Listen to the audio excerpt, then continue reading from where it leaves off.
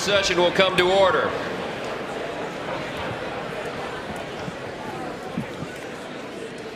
The chair appoints as members of the committee on the part of the House to escort the President of the United States into the chamber the following: the gentleman from Louisiana, Mr. Scalise; the gentleman from Minnesota, Mr. Emmer; the gentlewoman from Michigan, Mrs. McClain; the gentleman from North Carolina, Mr. Hudson; the gentleman from Pennsylvania, Mr. Reschenthaler; the gentleman from Utah, Mr. Moore; the gentlewoman from Indiana, Mrs. Houchin; the gentleman from Oklahoma, Mr. Hearn; the gentleman from New York, Mr. Jeffries; the gentlewoman from Massachusetts, Ms. Clark; the gentleman from California, Mr. Aguilar; the gentleman from California, Mr. Liu; the gentleman from Colorado, Mr. Neguse; the gentlewoman from Washington, Ms. Delbene; the gentlewoman from Michigan, Mrs. Dingell. The President of the Senate, at the direction of that body, appoints the following senators as members of the committee on the part of the Senate to escort the President of the United States into the House chamber: the Senator from South Dakota, Mr. Thune; the Senator from Wyoming, Mr. Barrasso; the Senator from Arkansas, Mr. Cotton; the Senator from Oklahoma, Mr. Lankford; the Senator from West Virginia, Mrs. Capito; the Senator from South Carolina, Mr. Scott; the Senator from New York, Mr. Schumer; the Senator from Illinois, Mr. Durbin; the Senator from Minnesota, Ms. Klobuchar; the Senator from New Jersey, Mr. Booker; the Senator from Wisconsin, Ms. Baldwin. The members of the escort committee will exit the chamber through the lobby doors.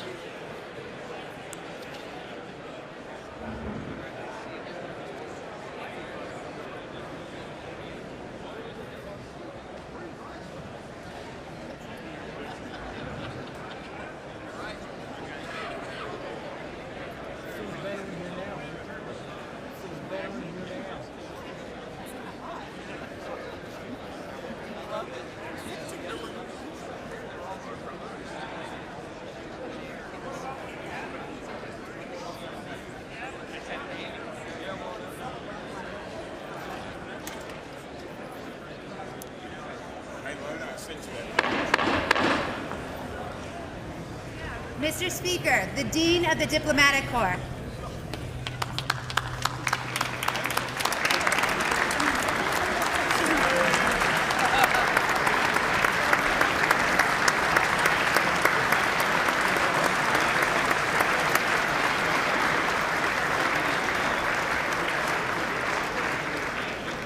Mr. Speaker, Jonathan Jackson.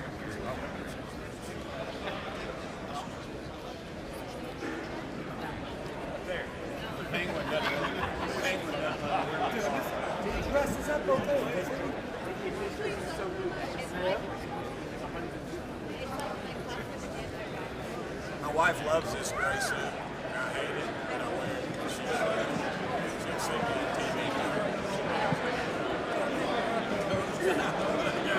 I'm a blazer, man.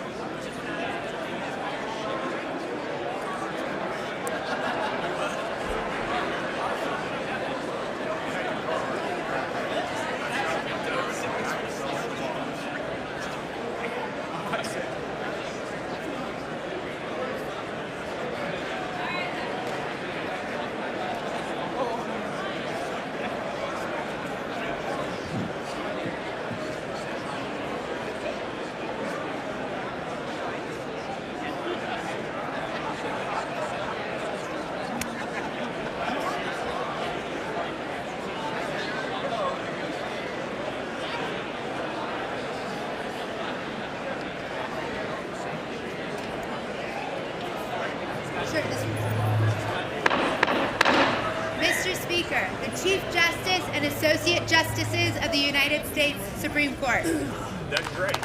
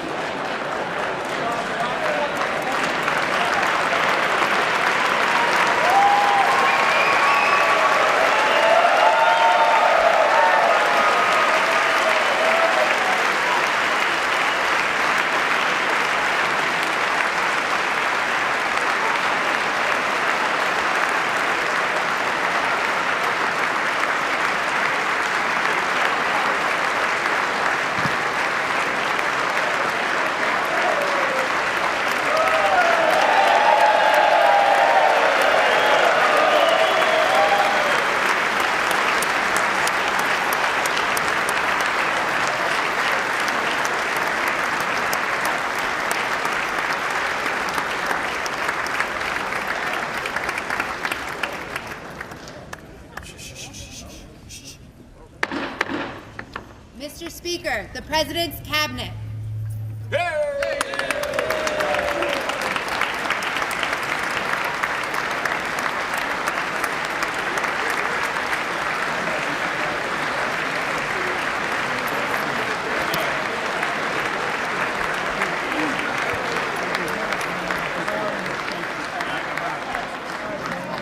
That's true. I should have done better.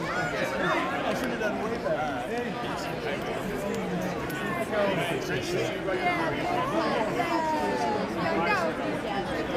Secretary, can't wait to connect with you. You have so much fun. Yes.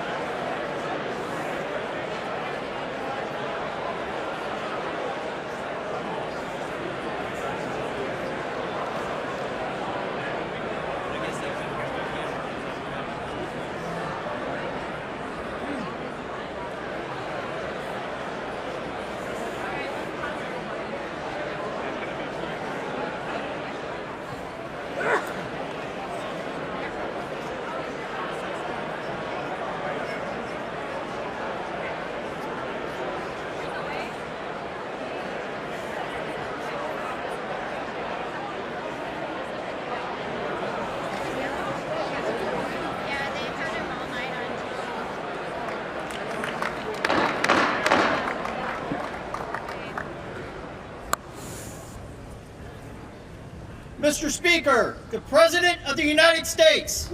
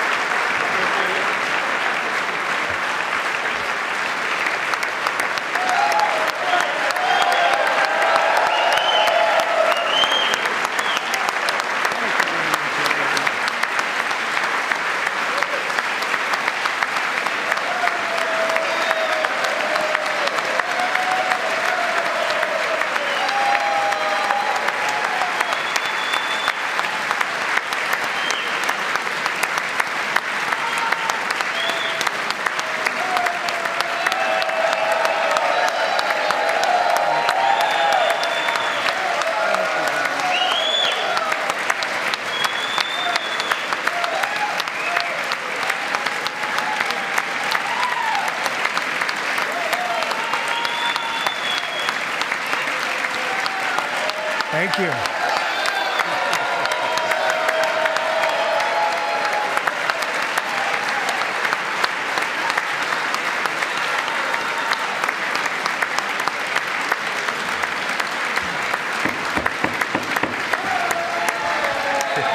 Thank you very much. Thank you very much.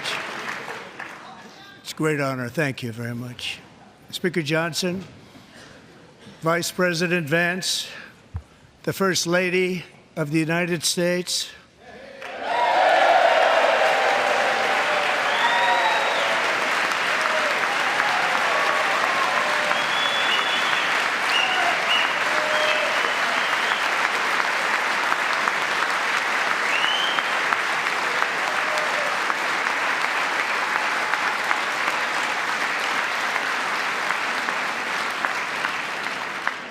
members of the United States Congress, thank you very much. And to my fellow citizens, America is back.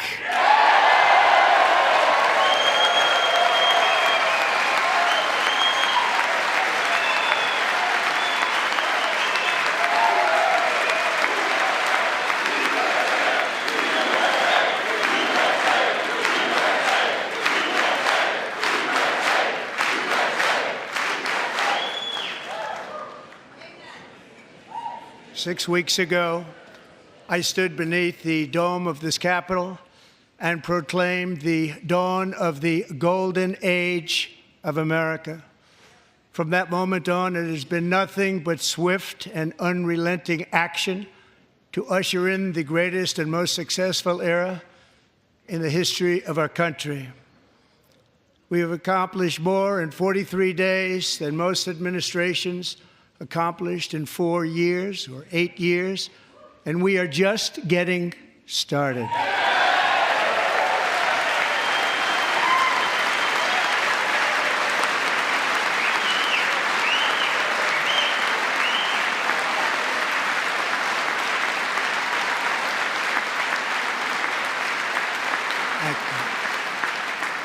I return to this chamber tonight to report that America's momentum is back, our spirit is back, our pride is back, our confidence is back, and the American dream is surging bigger and better than ever before.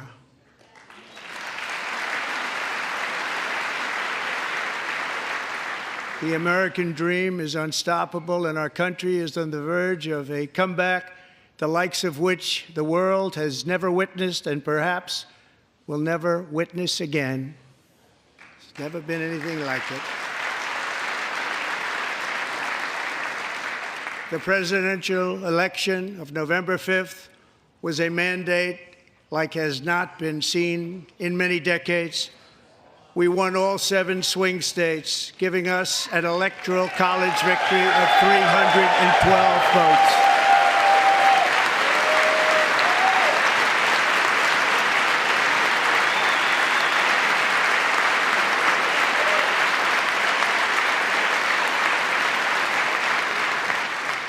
We won the popular vote by big numbers and won counties in our country.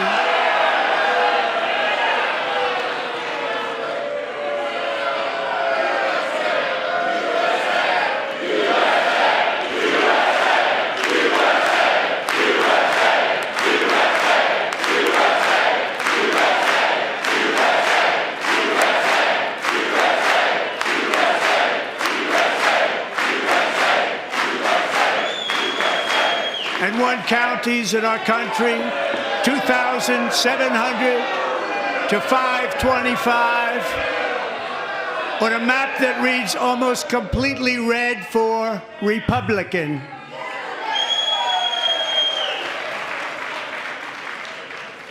Now, for the first time in modern history, more Americans believe that our country is headed in the right direction than the wrong direction. In fact, it's an astonishing record, 27-point swing, the most ever.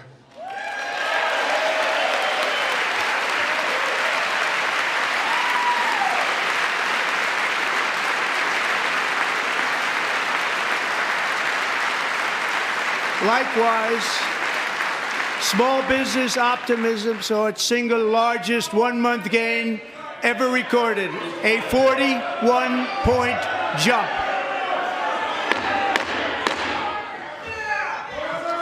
Members are directed to uphold and maintain decorum in the House and to cease any further disruptions. That's your warning.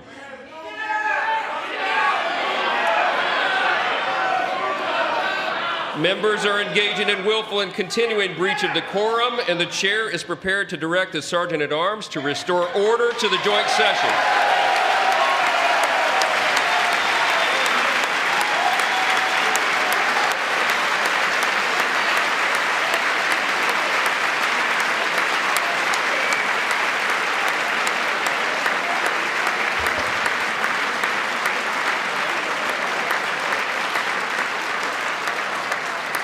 Mr. Green, take your seat.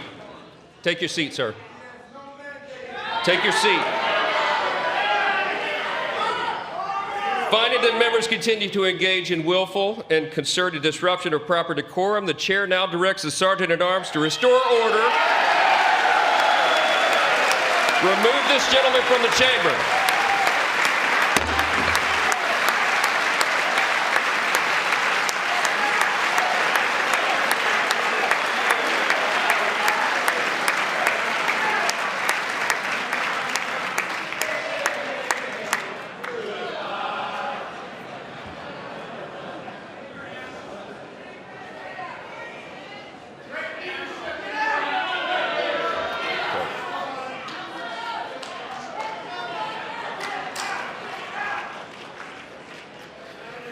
Members are directed to uphold and maintain decorum in the House.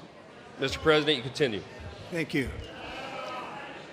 Over the past 6 weeks, I have signed nearly 100 executive orders and taken more than 400 executive actions, a record, to restore common sense, safety, optimism, and wealth all across our wonderful land.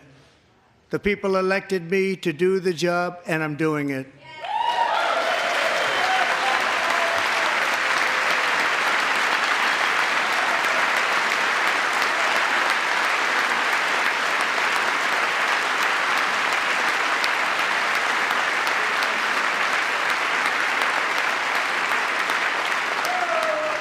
In fact, it has been stated by many that the first month of our presidency, it's our presidency, is the most successful in the history of our nation.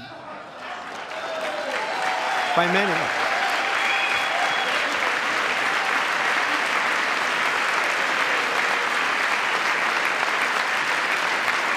And what makes it even more impressive is that, do you know who number 2 is?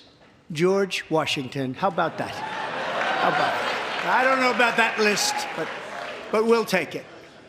Within hours of taking the oath of office, I declared a national emergency on our southern border, and I deployed the U.S. military and Border Patrol to repel the invasion of our country.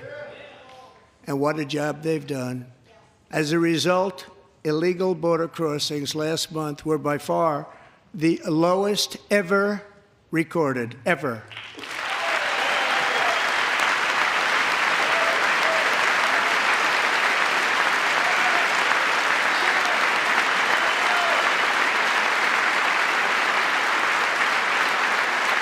They heard my words and they chose not to come. Much easier that way.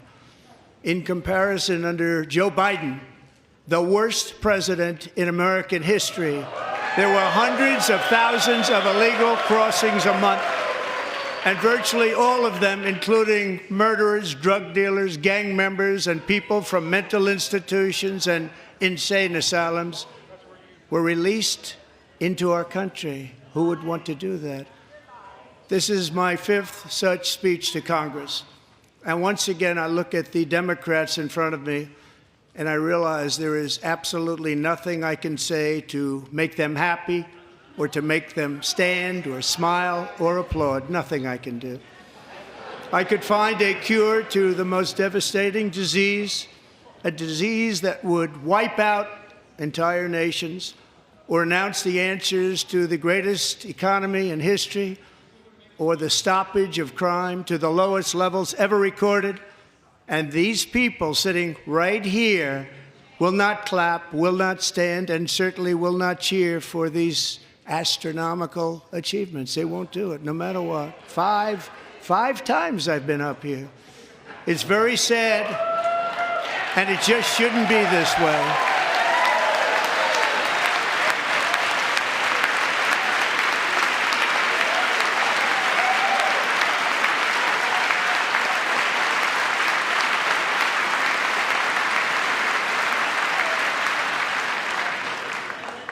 So Democrats sitting before me, for just this one night, why not join us in celebrating so many incredible wins for America?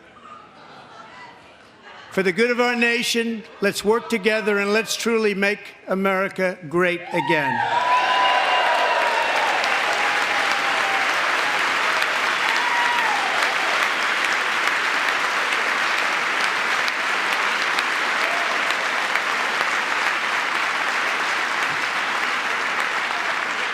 Every day, my administration is fighting to deliver the change America needs to bring a future that America deserves, and we're doing it.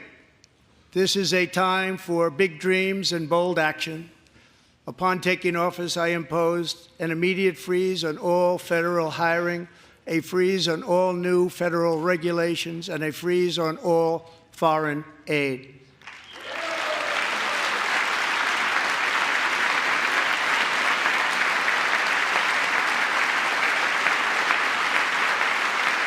I terminated the ridiculous Green New Scam. I withdrew from the unfair Paris Climate Accord, which was costing us trillions of dollars that other countries were not paying. I withdrew from the corrupt World Health Organization.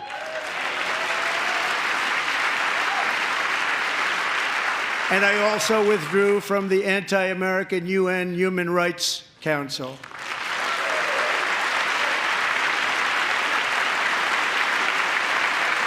We ended all of Biden's environmental restrictions that were making our country far less safe and totally unaffordable. And importantly, we ended the last administration's insane electric vehicle mandate, saving our auto workers and companies from economic destruction.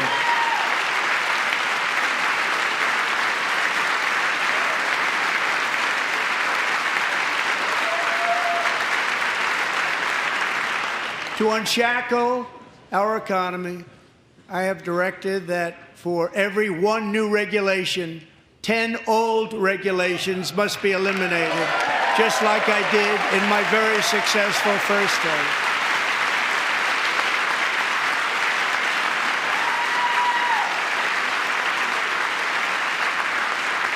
And in that first term, we set records on ending unnecessary rules and regulations like no other president had done before. We ordered all federal workers to return to the office. They will either show up for work in person or be removed from their job.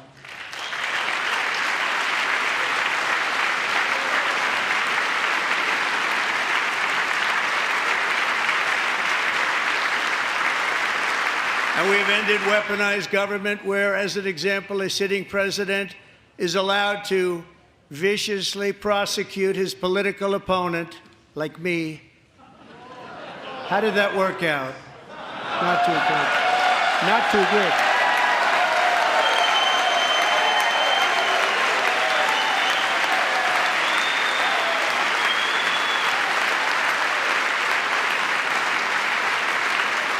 And I have stopped all government censorship and brought back free speech in America. It's back.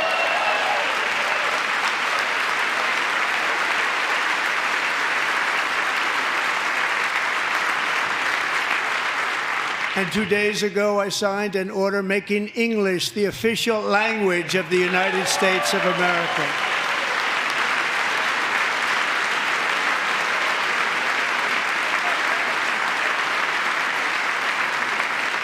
I renamed the Gulf of Mexico the Gulf of America.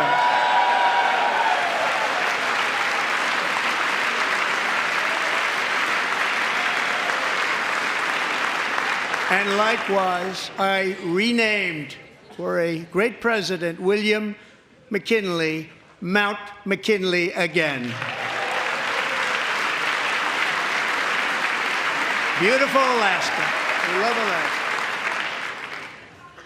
We've ended the tyranny of so-called diversity, equity, and inclusion policies all across the entire federal government and indeed the private sector and our military. And our country will be woke no longer.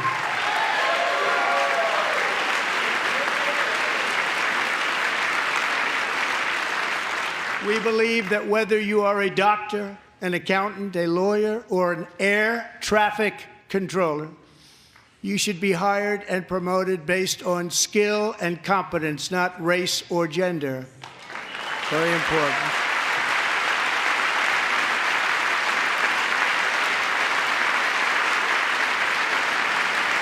You should be hired based on merit. And the Supreme Court, in a brave and very powerful decision, has allowed us to do so. Thank you. Thank you very much. Thank you. We have removed the poison of critical race theory from our public schools, and I signed an order making it the official policy of the United States government that there are only two genders, male and female.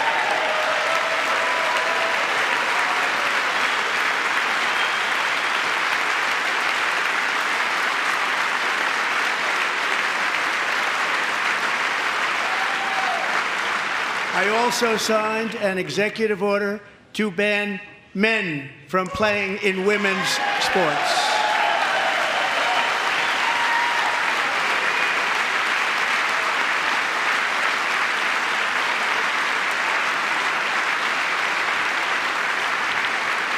Three years ago, Peyton McNabb was an all-star high school athlete, one of the best, preparing for a future in college sports.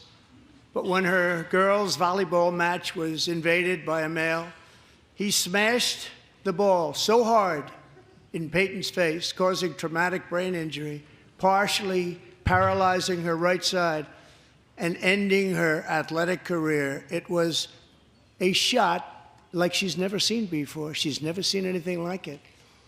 Peyton is here tonight in the gallery, and Peyton, from now on, schools will kick the men off the girls' team, or they will lose all federal funding.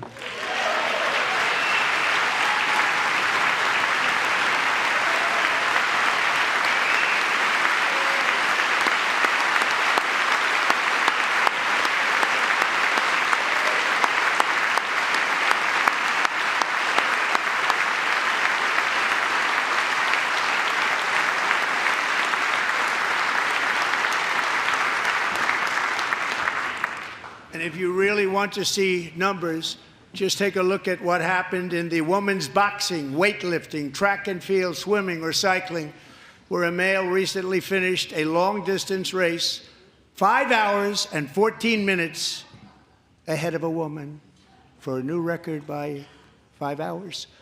Broke the record by 5 hours.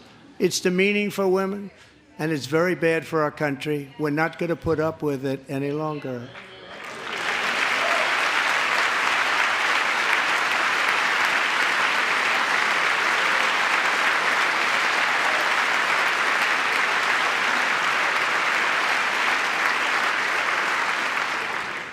What I have just described is only a small fraction of the common sense revolution that is now, because of us, sweeping the entire world.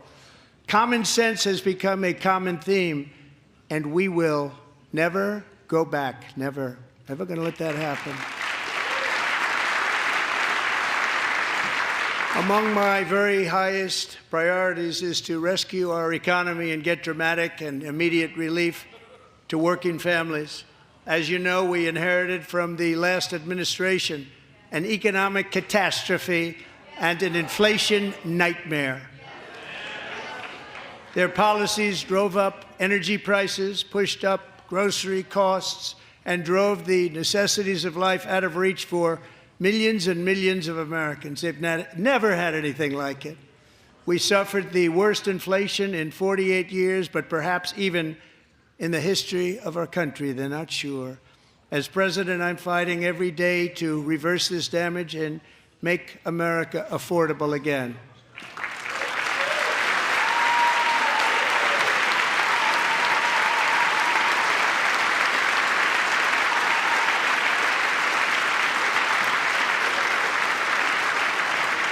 Joe Biden especially let the price of eggs get out of control. The egg price is out of control, and we're working hard to get it back down. Secretary, do a good job on that. You inherited a total mess from the previous administration. Do a good job.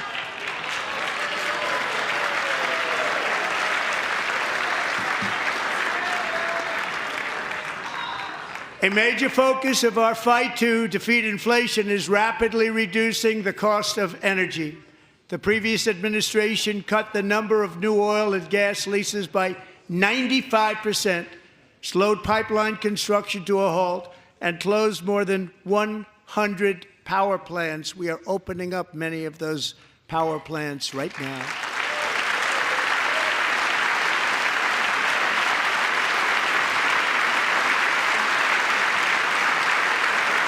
And frankly, we have never seen anything like it. That's why on my first day in office, I declared a national energy emergency.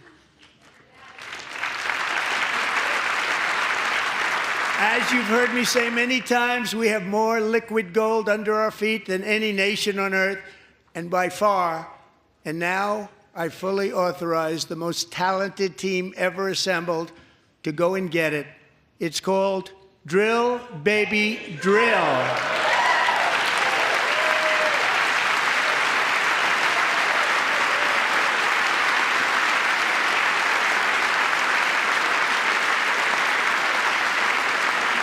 My administration is also working on a gigantic natural gas pipeline in Alaska, among the largest in the world, where Japan, South Korea, and other nations want to be our partner with investments of trillions of dollars each. There's never been anything like that one. It will be truly spectacular. It's all set to go. The permitting is gotten. And later this week, I will also take historic action to dramatically expand production of critical minerals and rare earths here in the USA.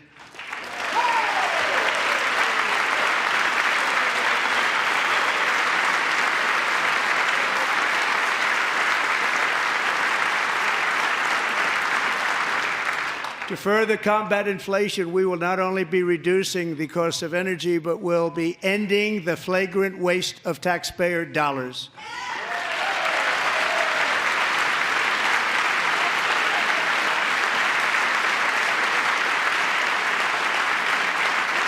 And to that end, I have created the brand new Department of Government Efficiency, DOGE.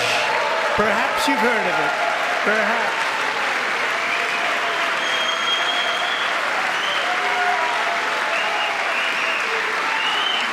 Which is headed by Elon Musk, who is in the gallery tonight.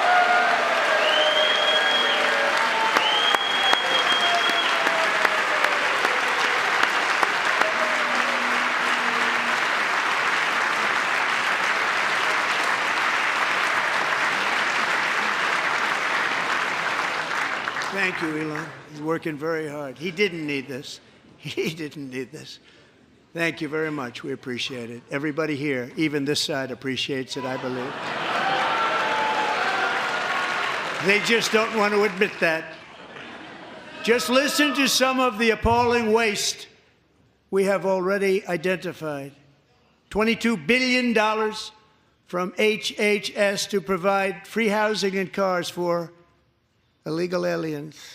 $45 million for diversity, equity, and inclusion scholarships in Burma. $40 million to improve the social and economic inclusion of sedentary migrants. Nobody knows what that is. $8 million to promote LGBTQI+ in the African nation of Lesotho, which nobody has ever heard of. $60 million for indigenous peoples and Afro-Colombian empowerment in Central America. $60 million. $8 million for making mice transgender. This is real. $32 million for a left-wing propaganda operation in Moldova. $10 million for male circumcision in Mozambique. $20 million for the Arab Sesame Street in the Middle East. It's a program. $20 million for a program. $1.9 billion to recently created Decarbonization of Homes Committee, headed up, and we know she's involved. Just at the last moment, the money was passed over by a woman named Stacey Abrams. Have you ever heard of her? A $3.5 million consulting contract for lavish fish monitoring. $1.5 million for voter confidence in Liberia. $14 million for social cohesion in Mali. $59 million for illegal alien hotel rooms in New York City. He's a real estate developer. He's done very well. $250,000 to increase vegan local climate action innovation in Zambia. $42 million for social and behavior change in Uganda. $14 million for improving public procurement in Serbia. $47 million for improving learning outcomes in Asia. Asia's doing very well with learning. We know what we're doing. We should use it ourselves.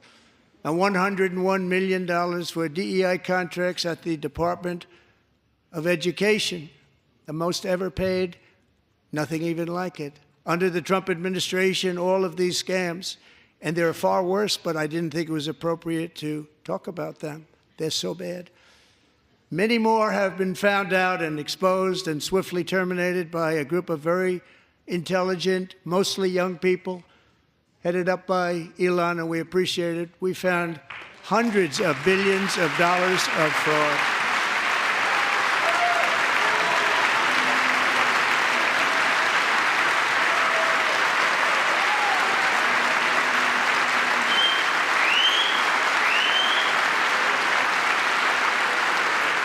And we've taken back the money and reduced our debt to fight inflation and other things. Taken back a lot of that money. We got it just in time. This is just the beginning. The Government Accountability Office, a federal government office, has estimated annual fraud of over $500 billion in our nation, and we are working very hard to stop it. We're going to. We're also identifying shocking levels of incompetence and probable fraud in the Social Security program for our seniors, and that our seniors and people that we love rely on. Believe it or not, government databases list 4.7 million Social Security members from people aged 100 to 109 years old. It lists 3.6 million people from ages 110 to 119. I don't know any of them. I know some people that are rather elderly, but not quite that elderly. 3.47 million people from ages 120 to 129. 3.9 million people from ages 130 to 139. 3.5 million people from ages 140 to 149. And money is being paid to many of them, and we're searching right now. In fact, Pam, good luck. Good luck. You're going to find it. But a lot of money is paid out to people because it just keeps getting paid and nobody does, and it really hurts Social Security and hurts our country. 1.3 million people from ages 150 to 159, and over 130,000 people, according to the Social Security databases, are age over 160 years old. We have a healthier country than I thought, Bobby.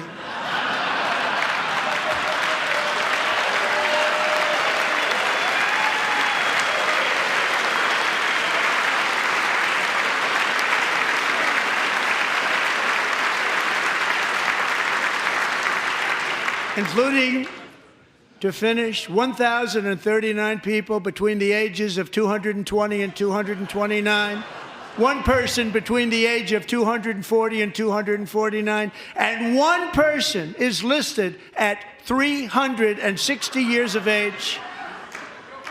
More than 100 years older than our country.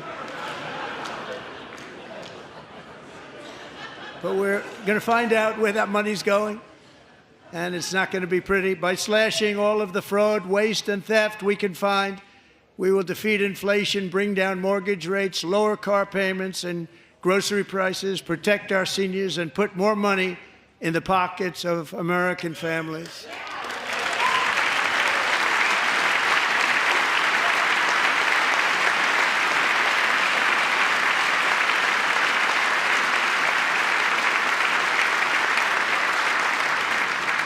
And today, interest rates took a beautiful drop, big, beautiful drop. It's about time.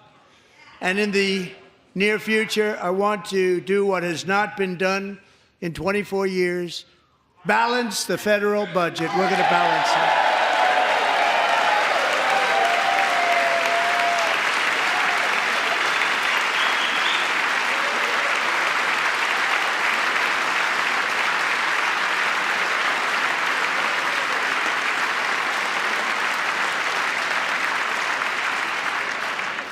With that goal in mind, we have developed in great detail what we are calling the Gold Card, which goes on sale very, very soon.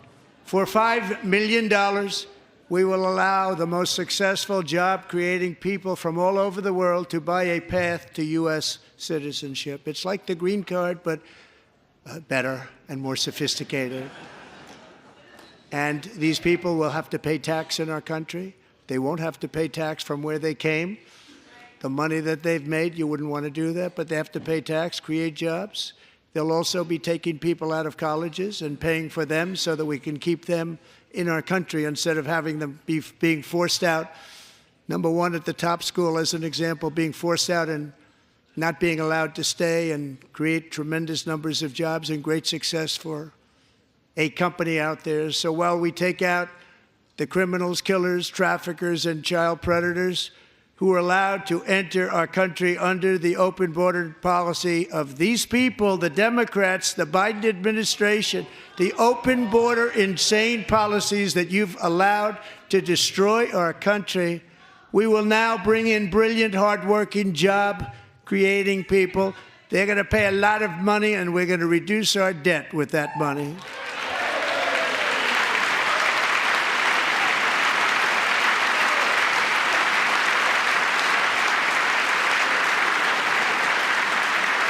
Americans have given us a mandate for bold and profound change.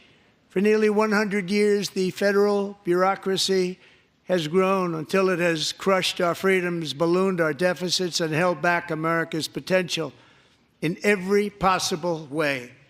The nation founded by pioneers and risk-takers now drowns under millions and millions of pages of regulations and debt. Approvals that should take 10 days to get instead take 10 years, 15 years, and even 20 years before you're rejected. Meanwhile, we have hundreds of thousands of federal workers who have not been showing up to work. My administration will reclaim power from this unaccountable bureaucracy, and we will restore true democracy to America again.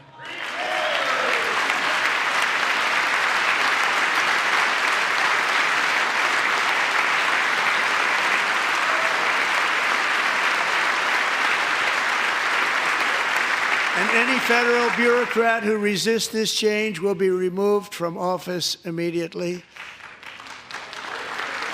Because we are draining the swamp. It's very simple. And the days of rule by unelected bureaucrats are over.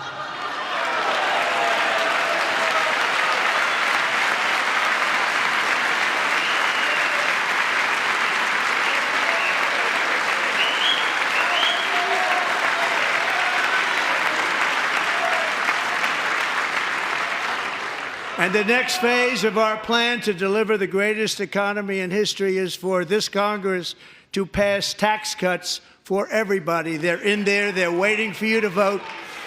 And I'm sure that the people on my right, I don't mean the Republican right, but my right here, I'm sure you're going to vote for those tax cuts, because otherwise I don't believe the people will ever vote you into office. So I'm doing you a big favor by telling you that. But I know this group is going to be voting for the tax.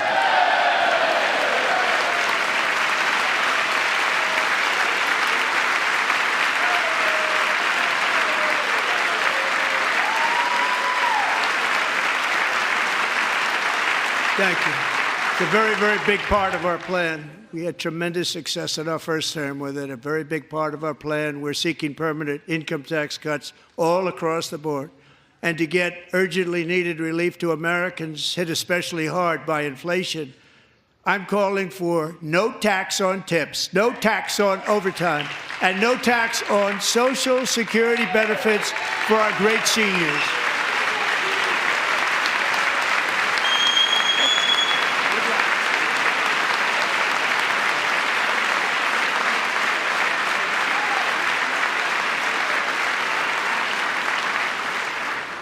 And I also want to make interest payments on car loans tax deductible, but only if the car is made in America.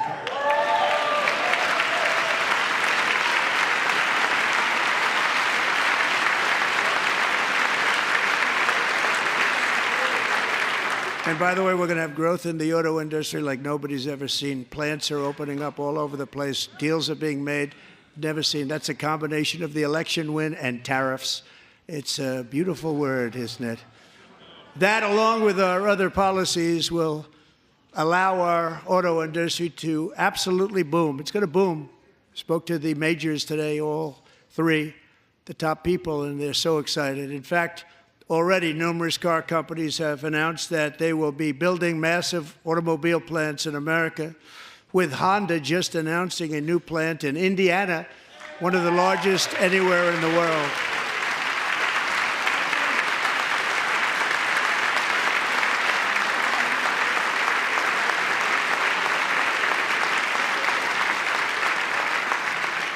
And this has taken place since our great victory on November 5th, a date which will hopefully go down as one of the most important in the history of our country.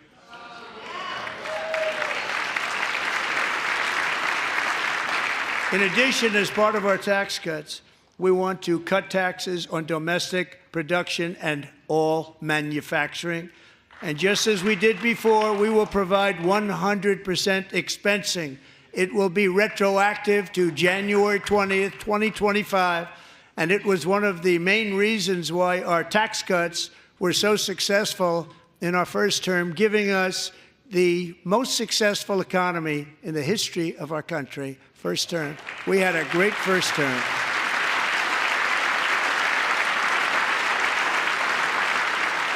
If you don't make your product in America, however, under the Trump administration, you will pay a tariff, and in some cases, a rather large one.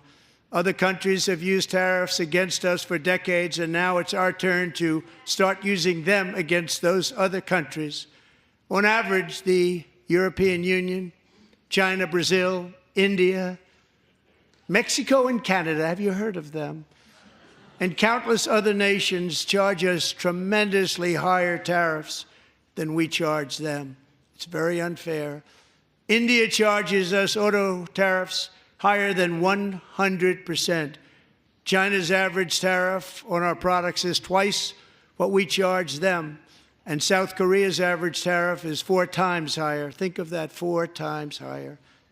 And we give so much help militarily and in so many other ways to South Korea, but that's what happens. This is happening by friend and foe. This system is not fair to the United States and never was, and so on April 2nd, I wanted to make it April 1st, but I didn't want to be accused of April Fool's Day. That's not, just one day cost us a lot of money. But we're going to do it in April. I'm a very superstitious person. April 2nd, reciprocal tariffs kick in. And whatever they tariff us, other countries, we will tariff them. That's reciprocal, back and forth. Whatever they tax us, we will tax them. If they do non-monetary tariffs to keep us out of their market, then we will do non-monetary barriers to keep them out of our market. There's a lot of that, too. They don't even allow us in their market. We will take in trillions and trillions of dollars and create jobs like we have never seen before. I did it with China, and I did it with others, and the Biden administration couldn't do anything about it because there was so much money they couldn't do anything about it. We have been ripped off for decades by nearly every country on earth, and we will not let that happen any longer.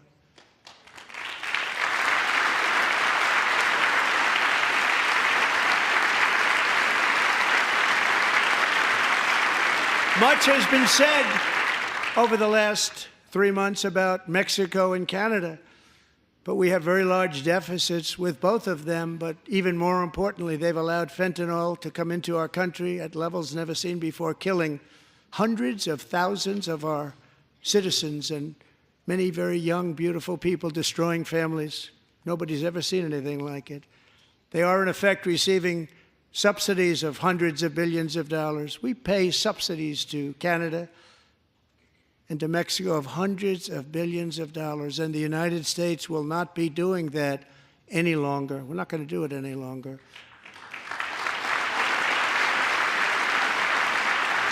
Thanks to our America First policies we're putting into place, we have had $1.7 trillion of new investment in America in just the past few weeks. The combination of the election and our economic policies that people of SoftBank, one of the most brilliant anywhere in the world, announced a $200 billion investment. OpenAI and Oracle, Larry Ellison, announced $500 billion investment, which they wouldn't have done if Kamala had won. Apple announced $500 billion investment. Tim Cook called me. He said, I cannot spend it fast enough. It's going to be much higher than that, I believe. They'll be building their plants here instead of in China. And just yesterday, Taiwan Semiconductor, the biggest in the world, most powerful in the world, has a tremendous amount, 97% of the market, announced a $165 billion investment to build the most powerful chips on earth right here in the USA.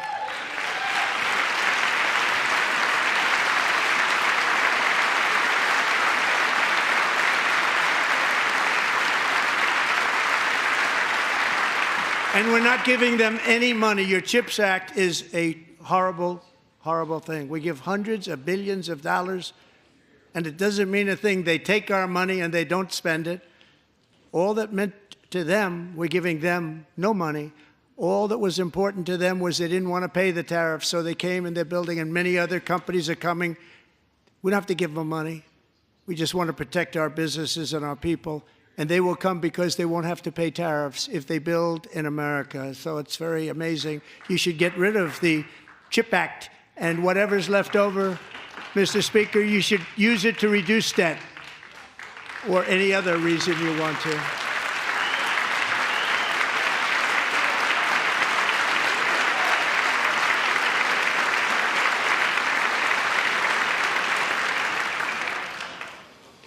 Our new trade policy will also be great for the American farmer. I love the farmer. Who will now be selling into our home market, the USA, because nobody is going to be able to compete with you because there's goods that come in from other countries and companies. They're really in a bad position in so many different ways. They're uninspected. They may be very dirty and disgusting, and they come in and they pour in, and they hurt our American farmers. The tariffs will go on agricultural product coming into America, and our farmers, starting on April 2nd, it may be a little bit of an adjustment period. We had that before when I made the deal with China, $50 billion of purchases, and I said, just bear with me, and they did. They did. Probably have to bear with me again, and this will be even better. That was great. The problem with it was that Biden didn't enforce it. He didn't enforce it. $50 billion of purchases, and we were doing great, but Biden did not enforce it, and it hurt our farmers. But our farmers are going to have a field day right now. So to our farmers, have a lot of fun. I love you too. I love you too. It's all going to happen.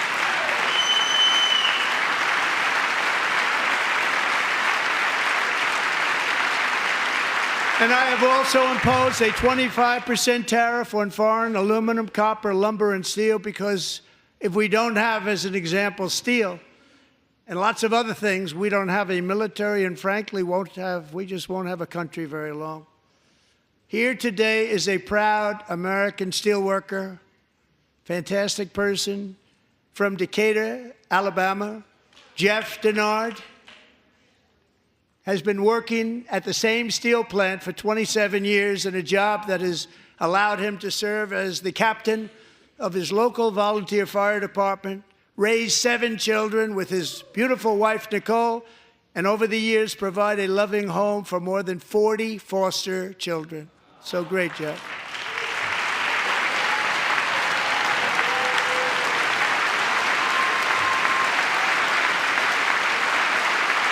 Thank you, Jeff. Thank you, Jeff.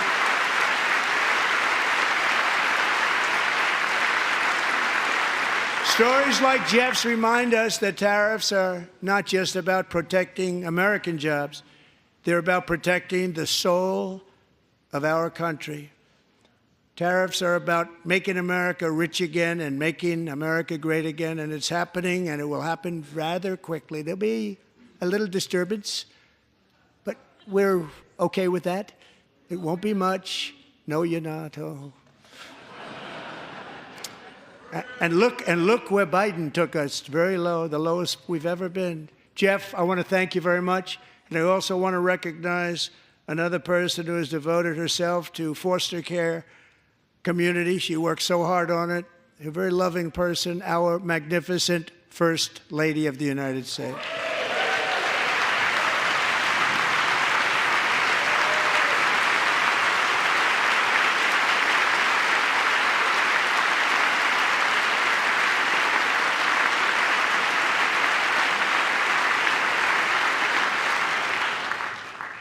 Melania's work has yielded incredible results, helping prepare our nation's future leaders as they enter the workforce. Our First Lady is joined by 2 impressive young women, very impressive. Haley Ferguson, who benefited from the First Lady's Fostering the Future initiative and is poised to complete her education and become a teacher. And Elliston Berry, who became a victim of an illicit deepfake image produced by a peer. With Elliston's help, the Senate just passed the Take It Down Act, and this is so important. Thank you very much, John. John Thune, thank you. Stand up, John. Thank you, John.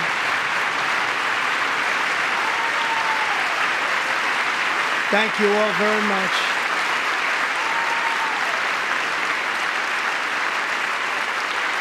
Thank you. And thank you to John Thune and the Senate. Great job. To criminalize the publication of such images online is a terrible, terrible thing. And once it passes the House, I look forward to signing that bill into law. Thank you. And I'm going to use that bill for myself, too, if you don't mind. Because nobody gets treated worse than I do online. Nobody. That's great. Thank you very much to the Senate. Thank you. But if we truly care about protecting Americans' children, no step is more crucial than securing America's borders. Over the past 4 years, 21 million people poured into the United States. Many of them were murderers, human traffickers, gang members, and other criminals from the streets of dangerous cities all throughout the world. Because of Joe Biden's insane and very dangerous open border policies, they are now strongly embedded in our country, but we are getting them out and getting them out fast.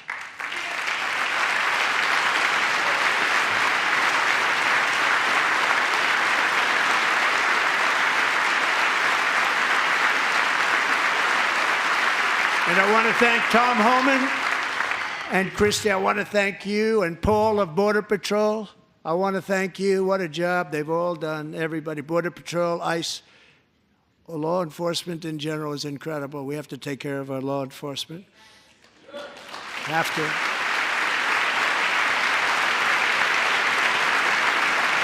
Last year,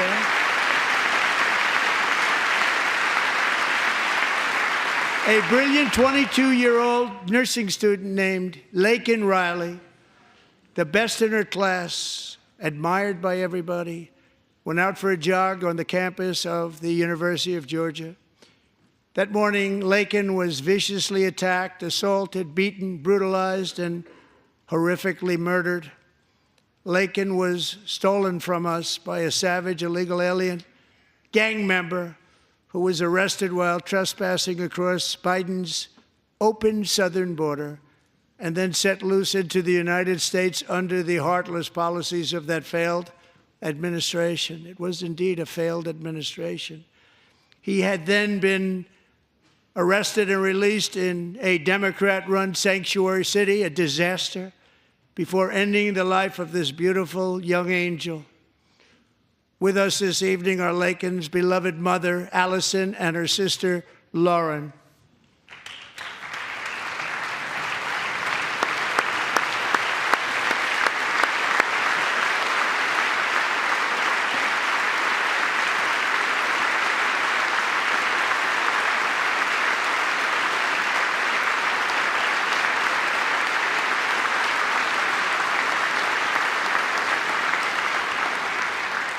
Last year, I told Lakin's grieving parents that we would ensure their daughter would not have died in vain. That's why the very first bill I signed into law as your 47th president mandates the detention of all dangerous criminal aliens who threaten public safety. It's a very strong, powerful act.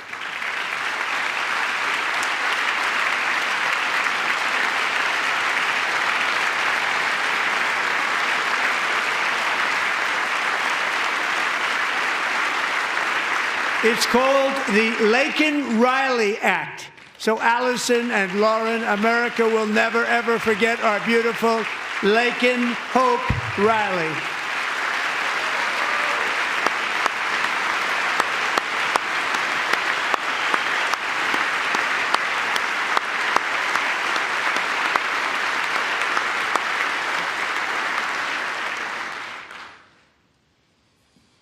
Thank you very much.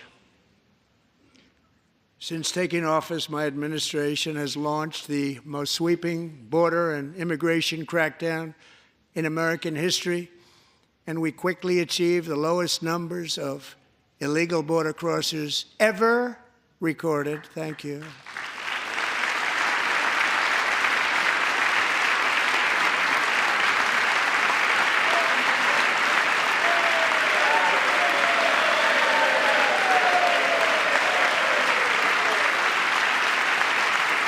The media and our friends in the Democrat Party kept saying we needed new legislation, we must have legislation to secure the border.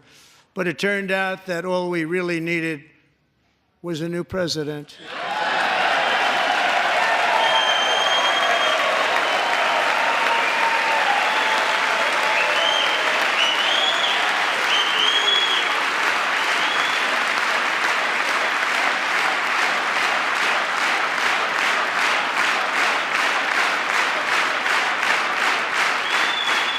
Thank you.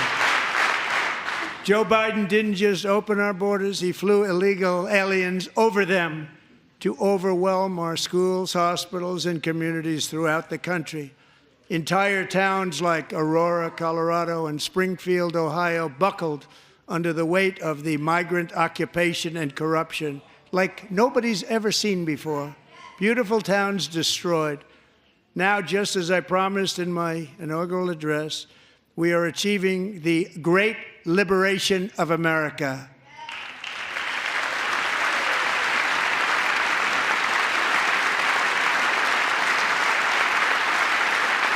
But there still is much work to be done. Here tonight is a woman I have gotten to know, Alexis Nungari from Houston.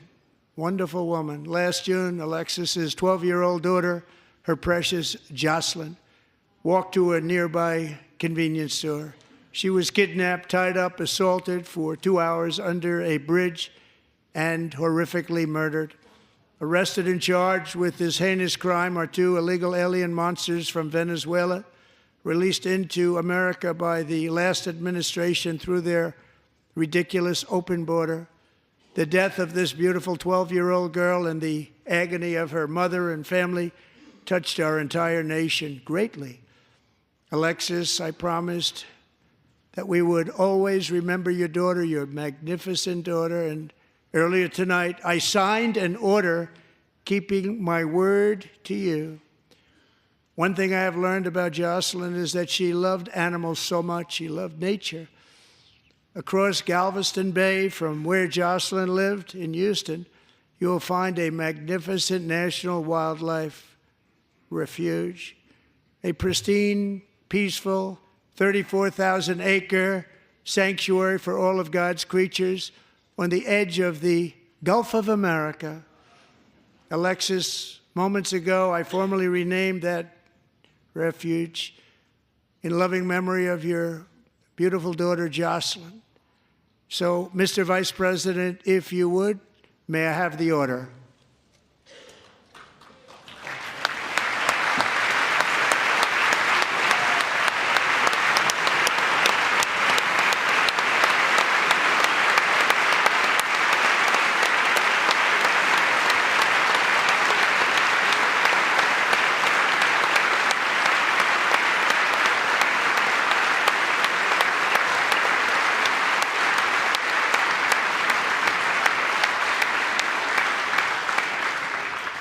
Thank you very much. All 3 savages charged with Jocelyn and Lakin's murders were members of the Venezuelan prison gang, the toughest gang, they say, in the world, known as Tren de Aragua. 2 weeks ago, I officially designated this gang, along with MS-13 and the bloodthirsty Mexican drug cartels, as foreign terrorist organizations.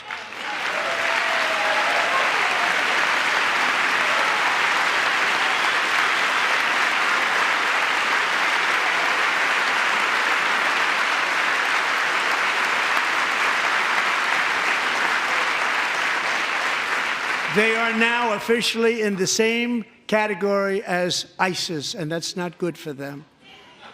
Countless thousands of these terrorists were welcomed into the U.S. by the Biden administration. But now every last one will be rounded up and forcibly removed from our country, or, if they're too dangerous, put in jails, standing trial in this country, because we don't want them to come back ever. With us this evening is a warrior on the front lines of that battle, Border Patrol Agent Roberto Ortiz. Great guy.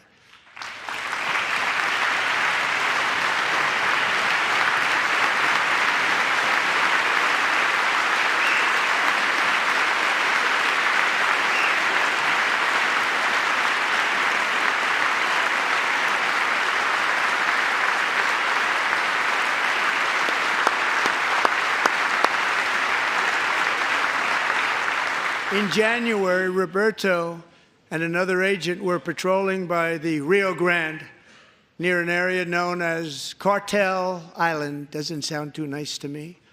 When heavily armed gunmen started shooting at them. Roberto saw that his partner was totally exposed, at great danger, and he leapt into action, returning fire and providing crucial seconds for his fellow agent to seek safety, just barely. I have some of the prints of that event, and it was not good. Agent Ortiz, we salute you for your great courage and for your line of fire that you took and for the bravery that you showed. We honor you, and we will always honor you. Thank you, Roberto, very much.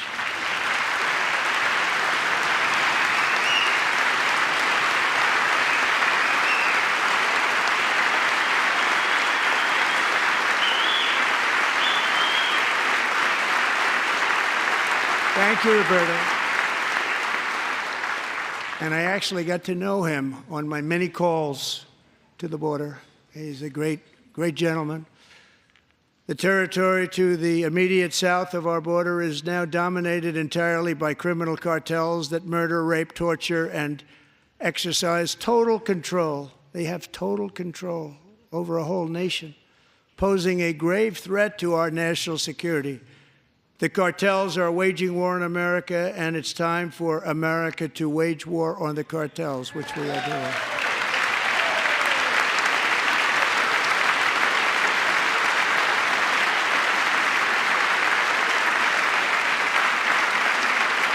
Five nights ago, Mexican authorities, because of our tariff policies being imposed on them, think of this, handed over to us 29 of the biggest cartel leaders in their country. That has never happened before. They want to make us happy. First time ever. But we need Mexico and Canada to do much more than they've done, and they have to stop the fentanyl and drugs pouring into the USA. They're going to stop it. I have sent Congress a detailed funding request laying out exactly how we will eliminate these threats to protect our homeland and complete the largest deportation operation in American history, larger even than current record holder, President Dwight D. Eisenhower, a moderate man, but someone who believed very strongly in borders. Americans expect Congress to send me this funding without delay so I can sign it into law. So, Mr. Speaker, John Thune, both of you, I hope you're going to be able to do that, Mr. Speaker. Thank you. Mr. Leader, thank you. Thank you very much. And let's get it to me. I'll sign it so fast, you won't even believe it.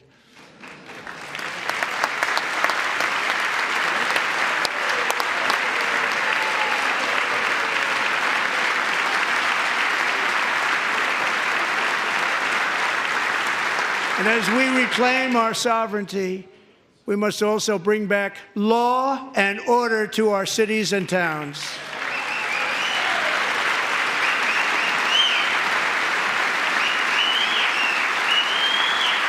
In recent years, our justice system has been turned upside down by radical left lunatics. Many jurisdictions virtually ceased enforcing the law against dangerous repeat offenders while weaponizing law enforcement against political opponents like me. My administration has acted swiftly and decisively to restore fair, equal, and impartial justice under the constitutional rule of law, starting at the FBI and the DOJ. Pam, good luck. Cash, wherever you may be, good luck. Good luck. Pam Bondi. Good luck. So important. Going to do a great job. Cash, thank you. Thank you, Cash.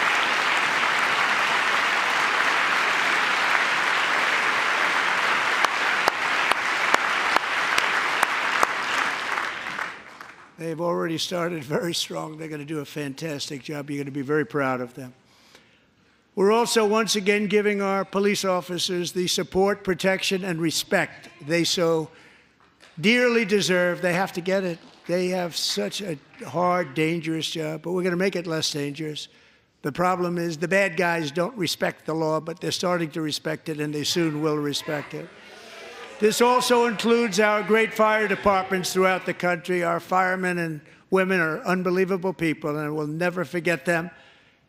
And besides that, they voted for me in record numbers, so I have no choice.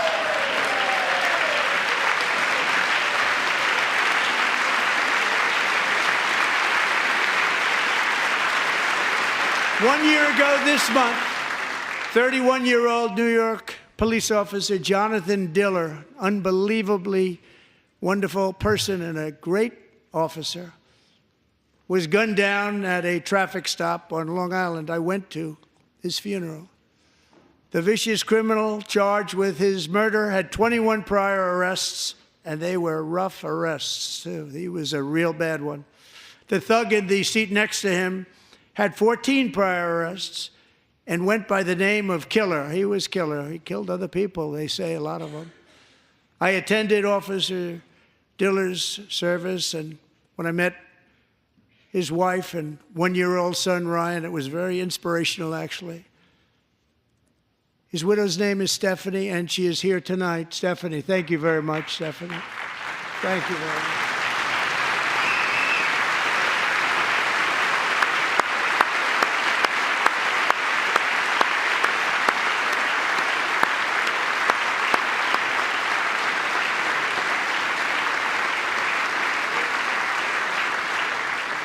Stephanie, we're going to make sure that Ryan knows his dad was a true hero, New York's finest, and we're going to get these cold-blooded killers and repeat offenders off our streets, and we're going to do it fast.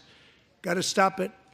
They get out with 28 arrests. They push people into subway trains. They hit people over the head, back of the head with baseball bats. We got to get them out of here. I've already signed an executive order requiring a mandatory death penalty for anyone who murders a police officer, and tonight I'm asking Congress to pass that policy into permanent law.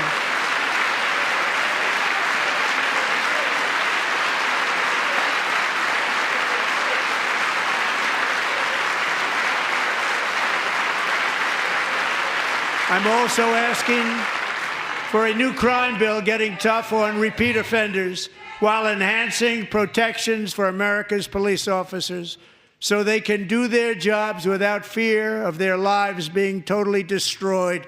They don't want to be killed. We're not going to let them be killed.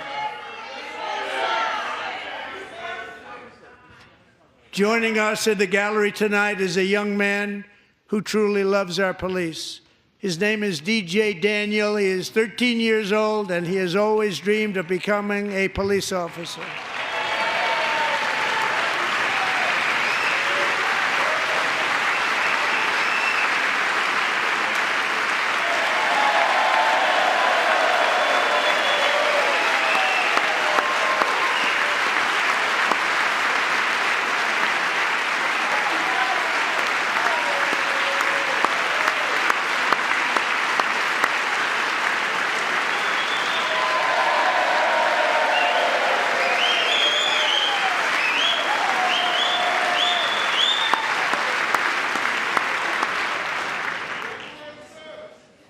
But in 2018, DJ was diagnosed with brain cancer.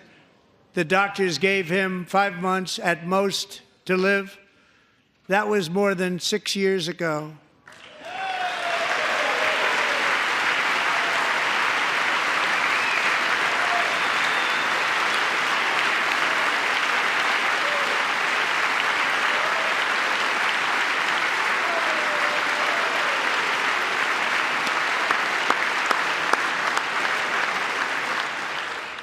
Since that time, DJ and his dad have been on a quest to make his dream come true, and DJ has been sworn in as an honorary law enforcement officer, actually a number of times. The police love him, the police departments love him. And tonight, DJ, we're going to do you the biggest honor of them all. I am asking our new Secret Service Director, Sean Curran, to officially make you an agent of the United States Secret Service.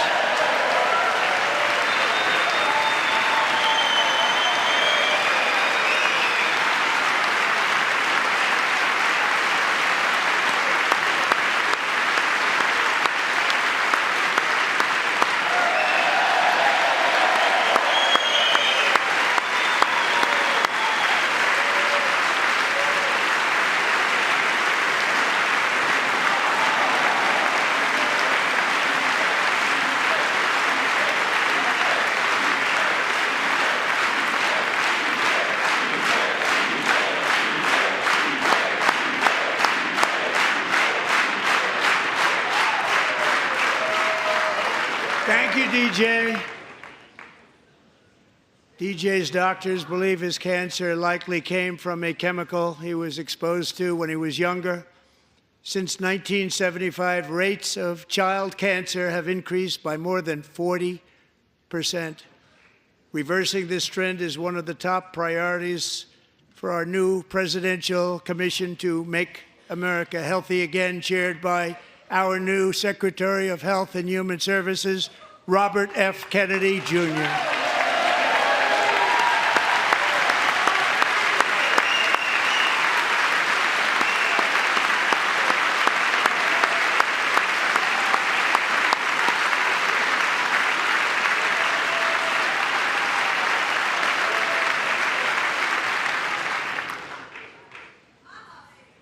With the name Kennedy, you would have thought everybody over here would have been cheering. How quickly they forget. Our goal is to get toxins out of our environment, poisons out of our food supply, and keep our children healthy and strong. As an example, not long ago, and you can't even believe these numbers, 1 in 10,000 children had autism, 1 in 10,000. And now it's 1 in 36. There's something wrong. 1 in 36. Think of that. So we're going to find out what it is, and there's nobody better than Bobby and all of the people that are working with you. You have the best to figure out what is going on. Okay, Bobby? Good luck. It's a very important job. Thank you. Good job.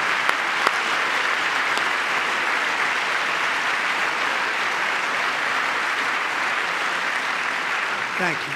My administration is also working to protect our children from toxic ideologies in our schools. A few years ago, January Littlejohn and her husband discovered that their daughter's school had secretly socially transitioned their 13-year-old little girl. Teachers and administrators conspired to deceive January and her husband while encouraging her daughter to use a new name and pronouns. They, them pronoun, actually, all without telling January, who is here tonight and is now a courageous advocate against this form of child abuse. January, thank you. Thank you. Thank you very much.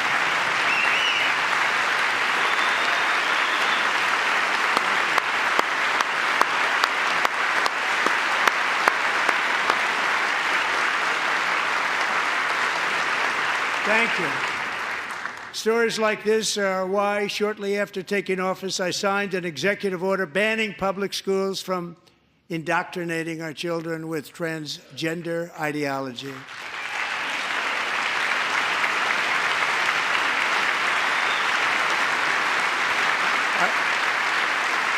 I also signed an order to cut off all taxpayer funding to any institution that engages in the sexual mutilation of our youth.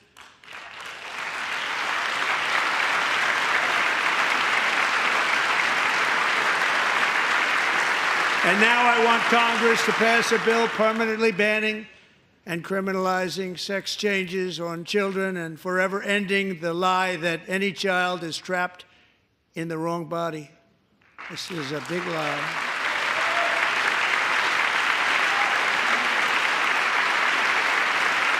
And our message to every child in America is that you are perfect exactly the way God made you.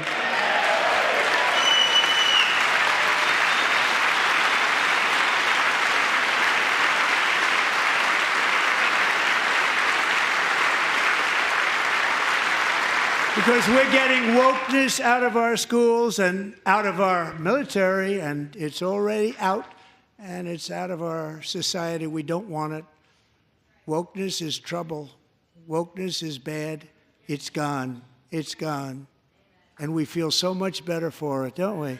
Don't we feel better? Our service members won't be activists and ideologues. They will be fighters and warriors. They will fight for our country. And Pete, congratulations. Secretary of Defense, congratulations.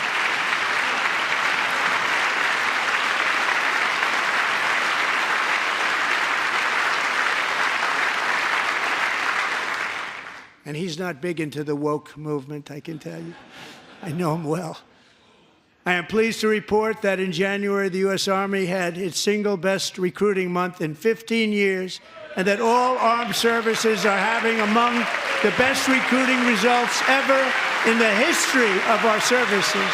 What a difference.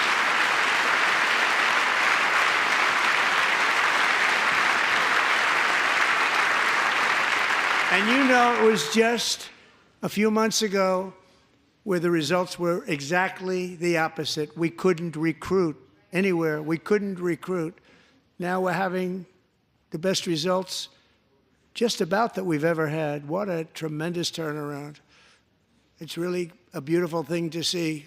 People love our country again. It's very simple. They love our country, and they love being in our military again. So it's a great thing, and thank you very much. Great job. Thank you.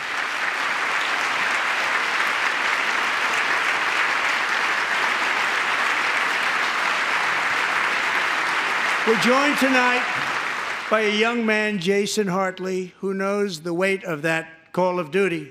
Jason's father, grandfather, and great-grandfather all wore the uniform. Jason tragically lost his dad, who was also a Los Angeles County Sheriff's deputy when he was just a boy, and now he wants to carry on the family legacy of service. Jason is a senior in high school, a six-letter varsity athlete, a really good athlete, they say, a brilliant student with a 4.46, that's good, GPA. And his greatest dream is to attend the U.S. Military Academy at West Point.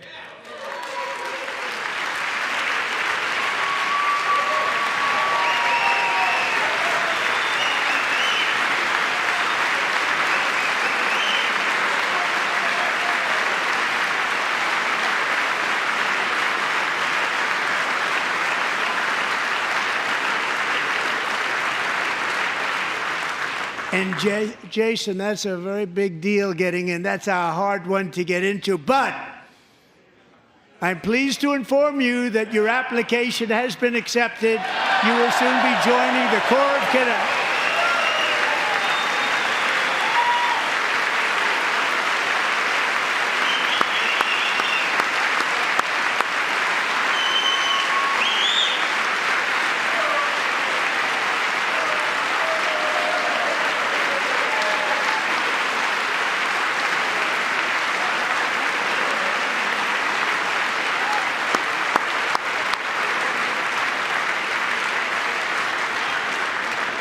Thank you. Jason, you're going to be on the long gray line, Jason. As Commander-in-Chief, my focus is on building the most powerful military of the future.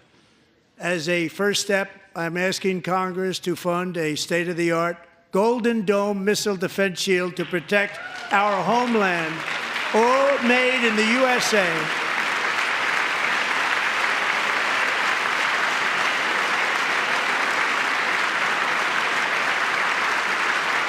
And Ronald Reagan wanted to do it long ago, but the technology just wasn't there, not even close. But now we have the technology. It's incredible, actually.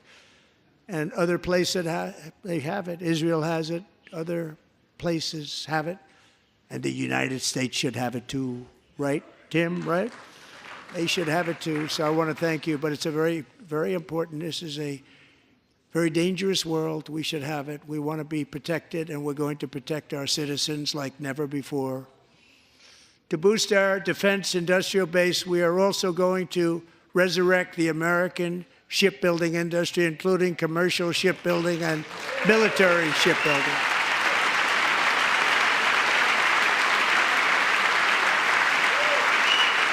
And for that purpose, I am announcing tonight that we will create a new Office of Shipbuilding in the White House and offer special tax incentives to bring this industry home to America where it belongs. We used to make so many ships.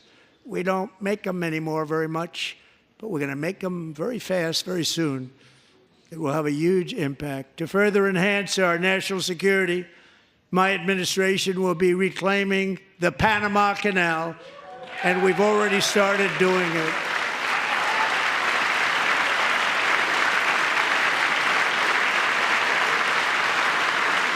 Just today, a large American company announced they are buying both ports around the Panama Canal and lots of other things having to do with the Panama Canal and a couple of other canals. The Panama Canal was built by Americans for Americans, not for others, but others could use it. But it was built at tremendous cost of American blood and treasure. 38,000 workers died building the Panama Canal. They died of malaria. They died of snake bites and mosquitoes. Not a nice place to work. They paid them very highly to go there, knowing there was a 25% chance that they would die. The most expensive project also that was ever built in our country's history, if you bring it up to modern day costs. It was given away by the Carter administration for $1, but that agreement has been violated very severely. We didn't give it to China. We gave it to Panama, and we're taking it back.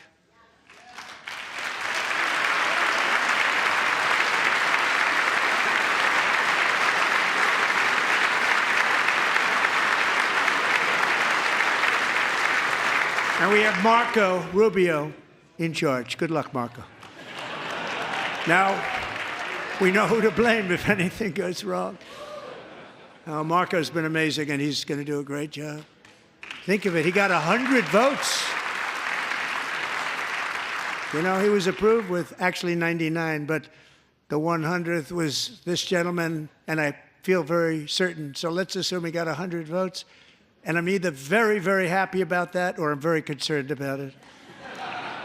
But he's already proven. I mean, he's a great gentleman. He's respected by everybody, and we appreciate you voting for Marco. He's going to do a fantastic job. Thank you. Thank you. He's doing a great job. Great job. And I also have a message tonight for the incredible people of Greenland. We strongly support your right to determine your own future. And if you choose, we welcome you into the United States of America. We need Greenland for national security and even international security, and we're working with everybody involved to try and get it. But we need it really for international world security, and I think we're going to get it. One way or the other, we're going to get it. We will keep you safe. We will make you rich, and together we will take Greenland to heights like you have never thought possible before. It's a very small population, but very, very large piece of land and very, very important for military security. America is once again standing strong against the forces of radical Islamic terrorism. 3.5 years ago, ISIS terrorists killed 13 American service members and countless others in the Abbey Gate bombing during the disastrous and incompetent withdrawal from Afghanistan. Not that they were withdrawing, it was the way they withdrew. Perhaps the most embarrassing moment in the history of our country. Tonight, I am pleased to announce that we have just apprehended the top terrorist responsible for that atrocity, and he is right now on his way here to face the swift sword of American justice.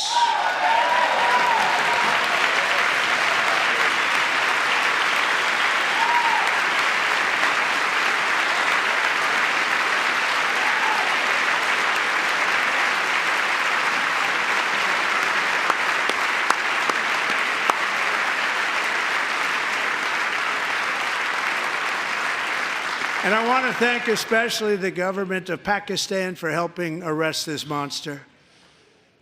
This was a very momentous day for those 13 families who I actually got to know very well, most of them, whose children were murdered, and the many people that were so badly, over 42 people, so badly injured on that fateful day in Afghanistan. What a horrible day. Such incompetence was shown that when Putin saw what happened, I guess he said, wow, maybe this is my chance. That's how bad it was. Should have never happened. Grossly incompetent people. I spoke to many of the parents and loved ones, and they're all in our hearts tonight. Just spoke to them on the phone. We had a big call every one of them called, and everybody was on the line, and they did nothing but cry with happiness. They were very happy, as happy as you can be under those circumstances. Their child, brother, sister, son, daughter was killed for no reason whatsoever. In the Middle East, we're bringing back our hostages from Gaza. In my first term, we achieved one of the most groundbreaking peace agreements in generations, the Abraham Accords.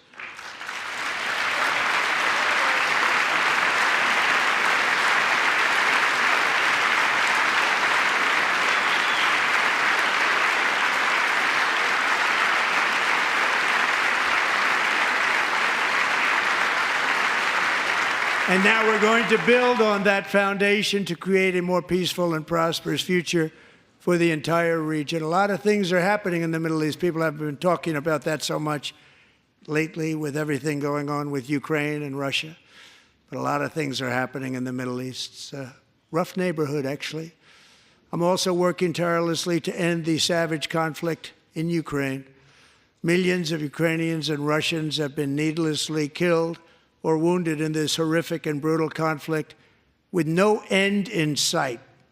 The United States has sent hundreds of billions of dollars to support Ukraine's defense with no security, with no anything.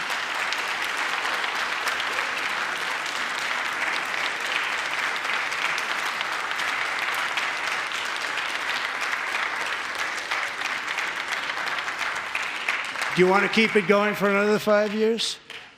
Yeah, you would say Pocahontas says yes.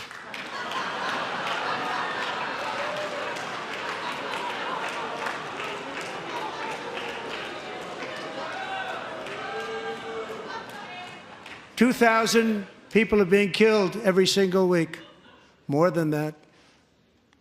They're Russian young people. They're Ukrainian young people. They're not Americans. But I want it to stop.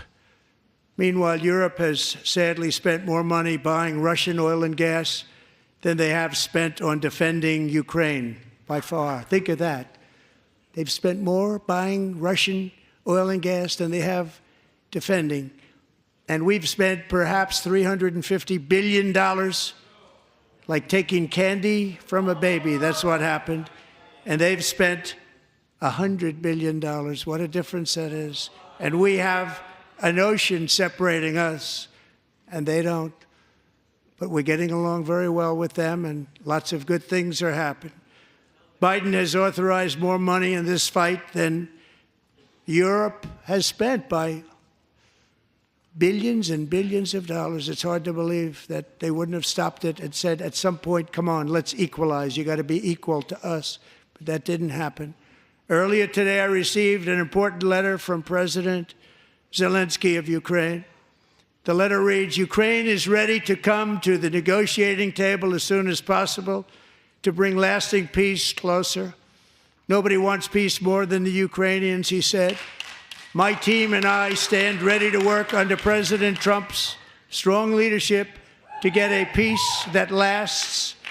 We do really value how much America has done to help Ukraine maintain its sovereignty and independence. Regarding the agreement on minerals and security, Ukraine is ready to sign it at any time that is convenient for you." I appreciate that he sent this letter, just got it a little while ago. Simultaneously, we've had serious discussions with Russia and have received strong signals that they are ready for peace. Wouldn't that be beautiful? Wouldn't that be beautiful?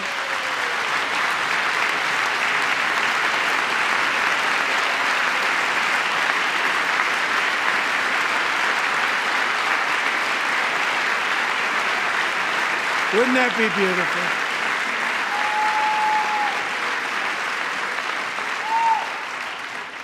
It's time to stop this madness. It's time to halt the killing.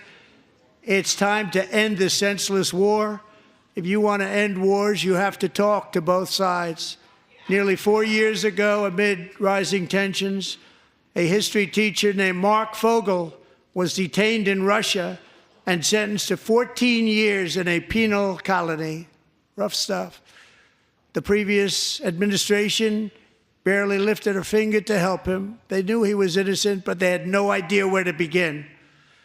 But last summer, I promised his 95-year-old mother, Malphine, that we would bring her boy safely back home. After 22 days in office, I did just that, and they are here tonight.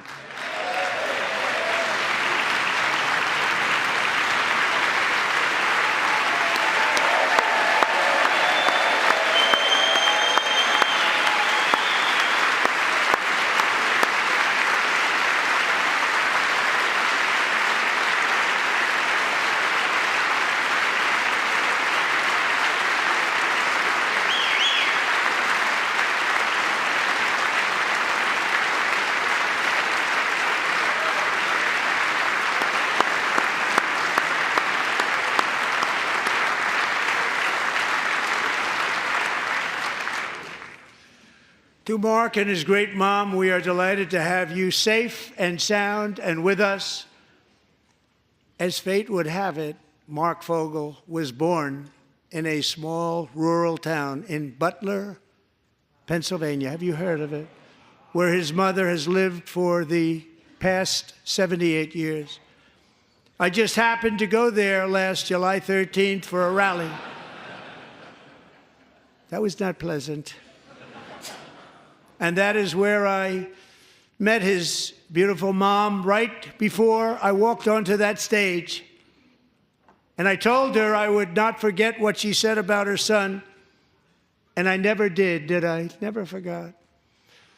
Less than 10 minutes later, at that same rally, gunfire rang out, and a sick and deranged assassin unloaded 8 bullets from his sniper's perch into a crowd of many thousands of people. My life was saved by a fraction of an inch, but some were not so lucky. Corey Comparator was a firefighter, a veteran, a Christian, a husband, a devoted father, and above all, a protector. When the sound of gunshots pierced the air, it was a horrible sound. Corey knew instantly what it was and what to do. He threw himself on top of his wife and daughters and shielded them from the bullets with his own body. Corey was hit really hard.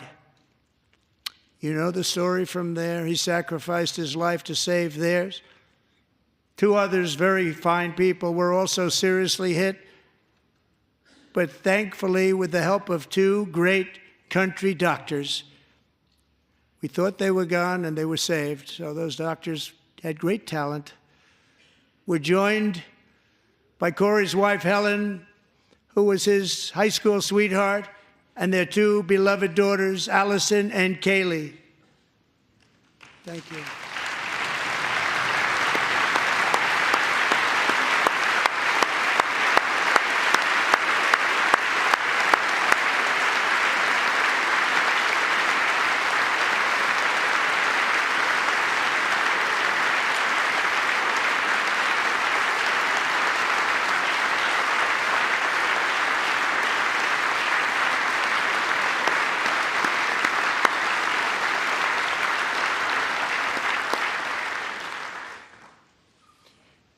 To Helen, Allison, and Kaylee, Corey is looking down on his 3 beautiful ladies right now, and he is cheering you on. He loves you. He is cheering you on. Corey was taken from us much too soon, but his destiny was to leave us all with a shining example of the selfless devotion of a true American patriot. It was love like Corey's that built our country, and it's love like Corey's that is going to make our country more majestic than ever before. I believe that my life was saved that day in Butler for a very good reason. I was saved by God to make America great again. I believe that. Thank you. Thank you.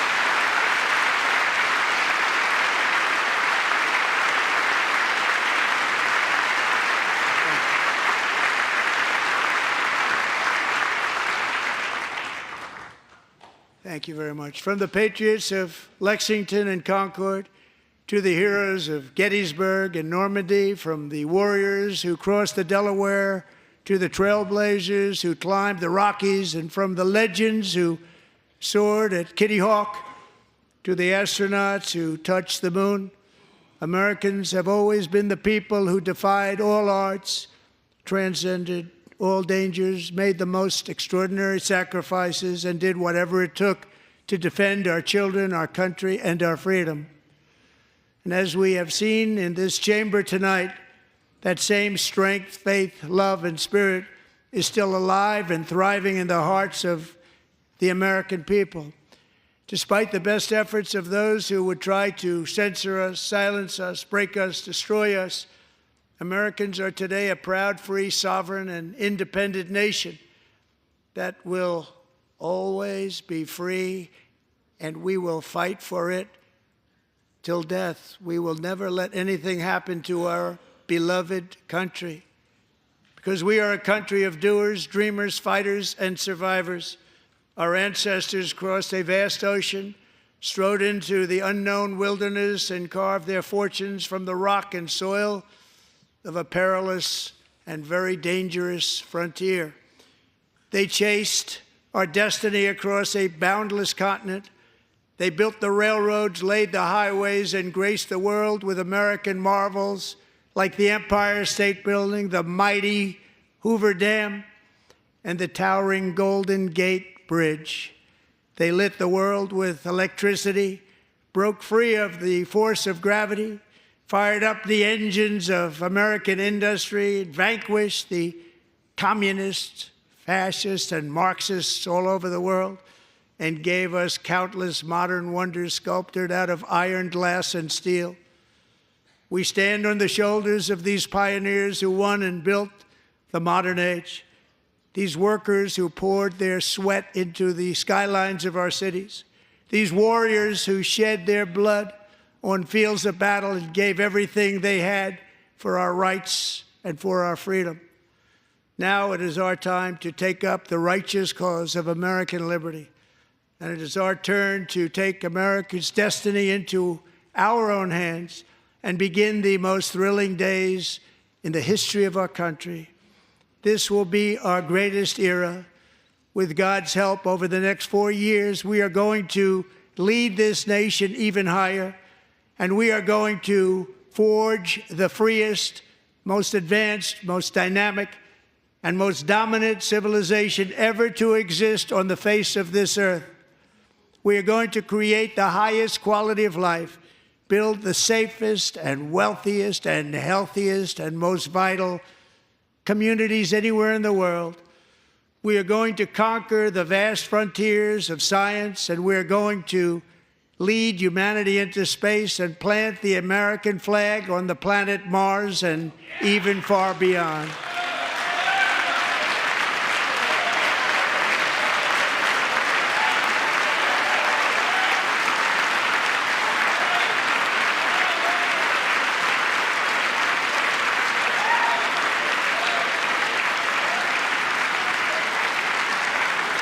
And through it all, we are going to rediscover the unstoppable power of the American spirit. And we are going to renew unlimited promise of the American dream.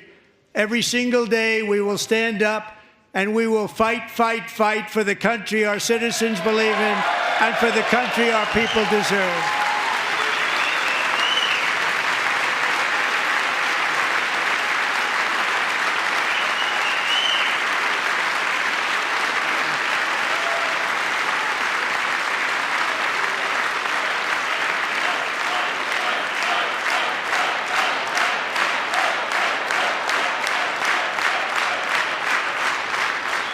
My fellow Americans, get ready for an incredible future, because the golden age of America has only just begun. It will be like nothing that has ever been seen before. Thank you, God bless you, and God bless America.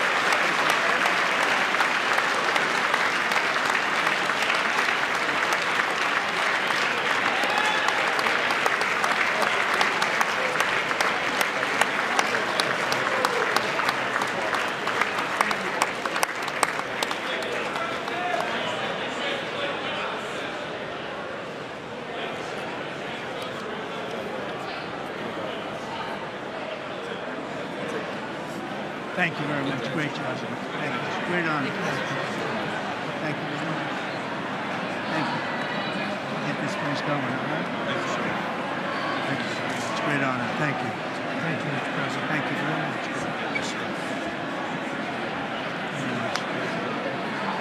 Thank you very much. Appreciate it.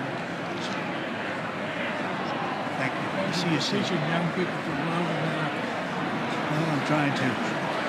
Great guy. Thank you. That's your favorite. Thanks. Thank you very much. Appreciate it. Howard. Thank you again. Thank you again. Won't forget. So good. Yeah, it's good. So good, sir. Thank you. Terrific, Mr. Really terrific. Really outstanding. Thanks. Thank you. Yes, sir. Thank you. Good job, Mr. President. Thanks. Thank you. Great. Mr. President, one of your best speeches. Thanks again, Mr. President. Thank you, Mr. President. Thanks for the phone call last night, too. Thank you. Absolutely. You know that. Thank you very much. I'll do it. Just give me the information. I'm not going to give it to you. Sorry. Thank you, everybody. Great speeches. Great speeches. Thank you. Best speech ever. Yes. Good. Congratulations. Good job. Can you sign President Roger Williams, thanks for the call. I love Roger Williams. Thank you.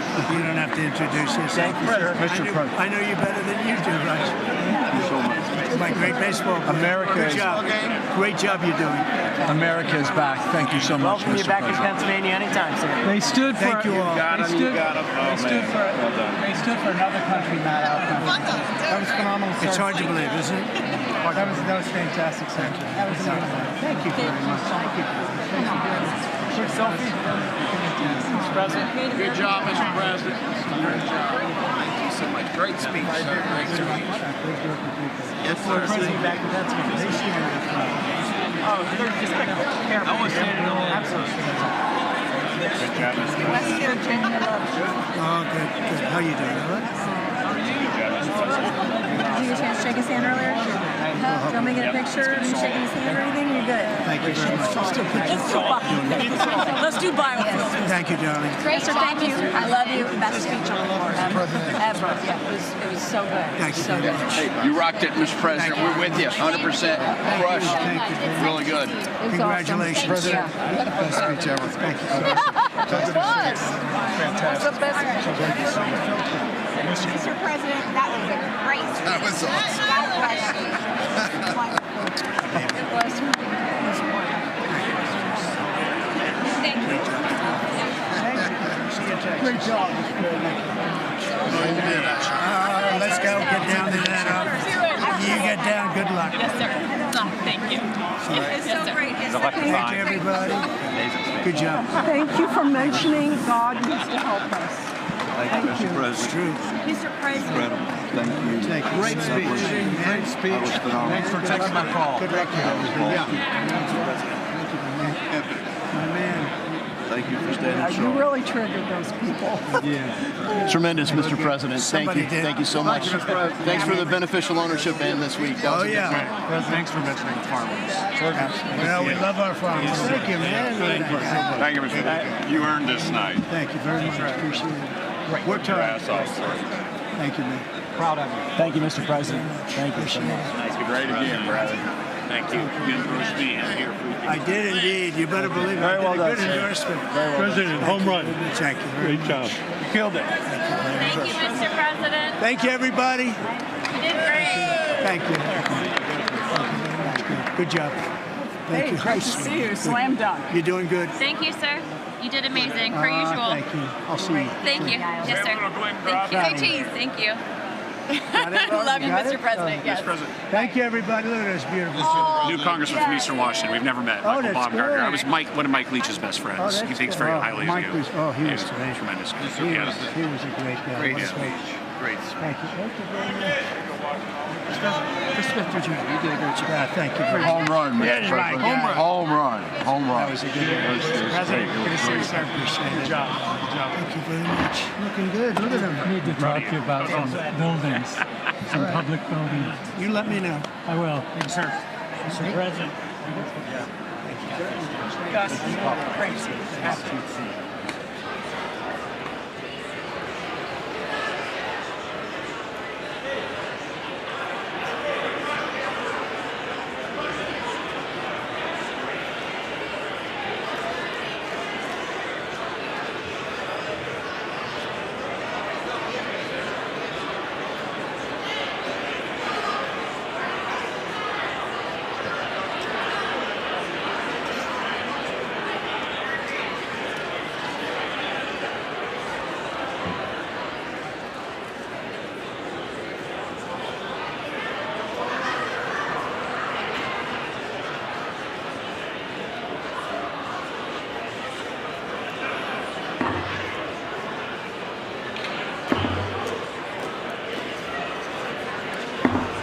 The House will be in order.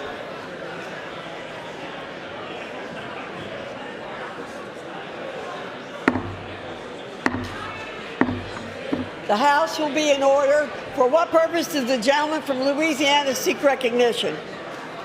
Speaker, I move that the message of the President be referred to the Committee of the Whole House on the State of the Union and ordered printed. Without objection.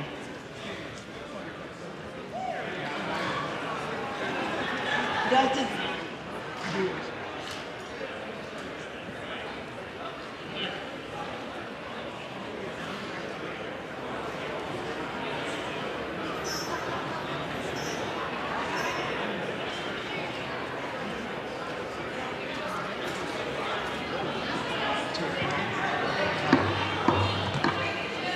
does the gentleman from Louisiana have a motion? Madam Speaker, I move that the House now stand adjourned. The question is on the motion to adjourn. Those in favor say aye. Those opposed, no. The ayes have it. The motion is agreed to. Accordingly, the House stands adjourned until 10 a.m. tomorrow for morning hour debate.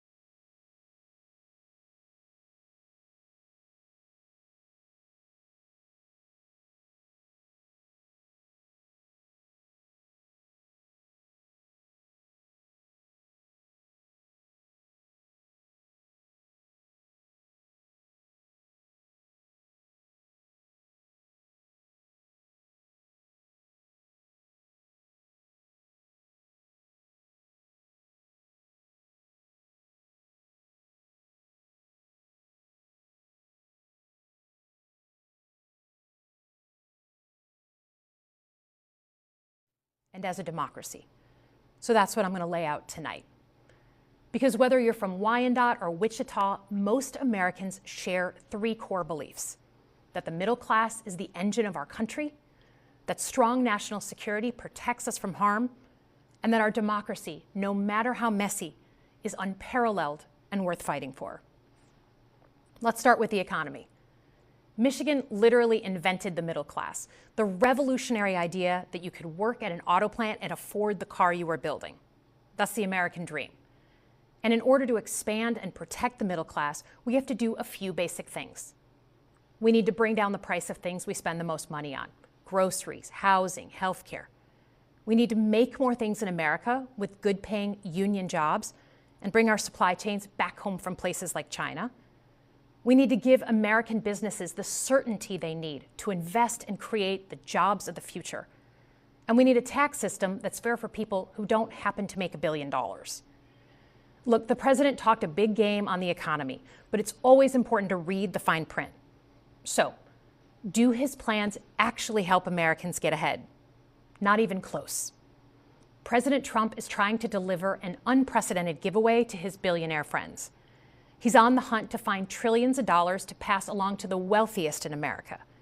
And to do that, he's going to make you pay in every part of your life.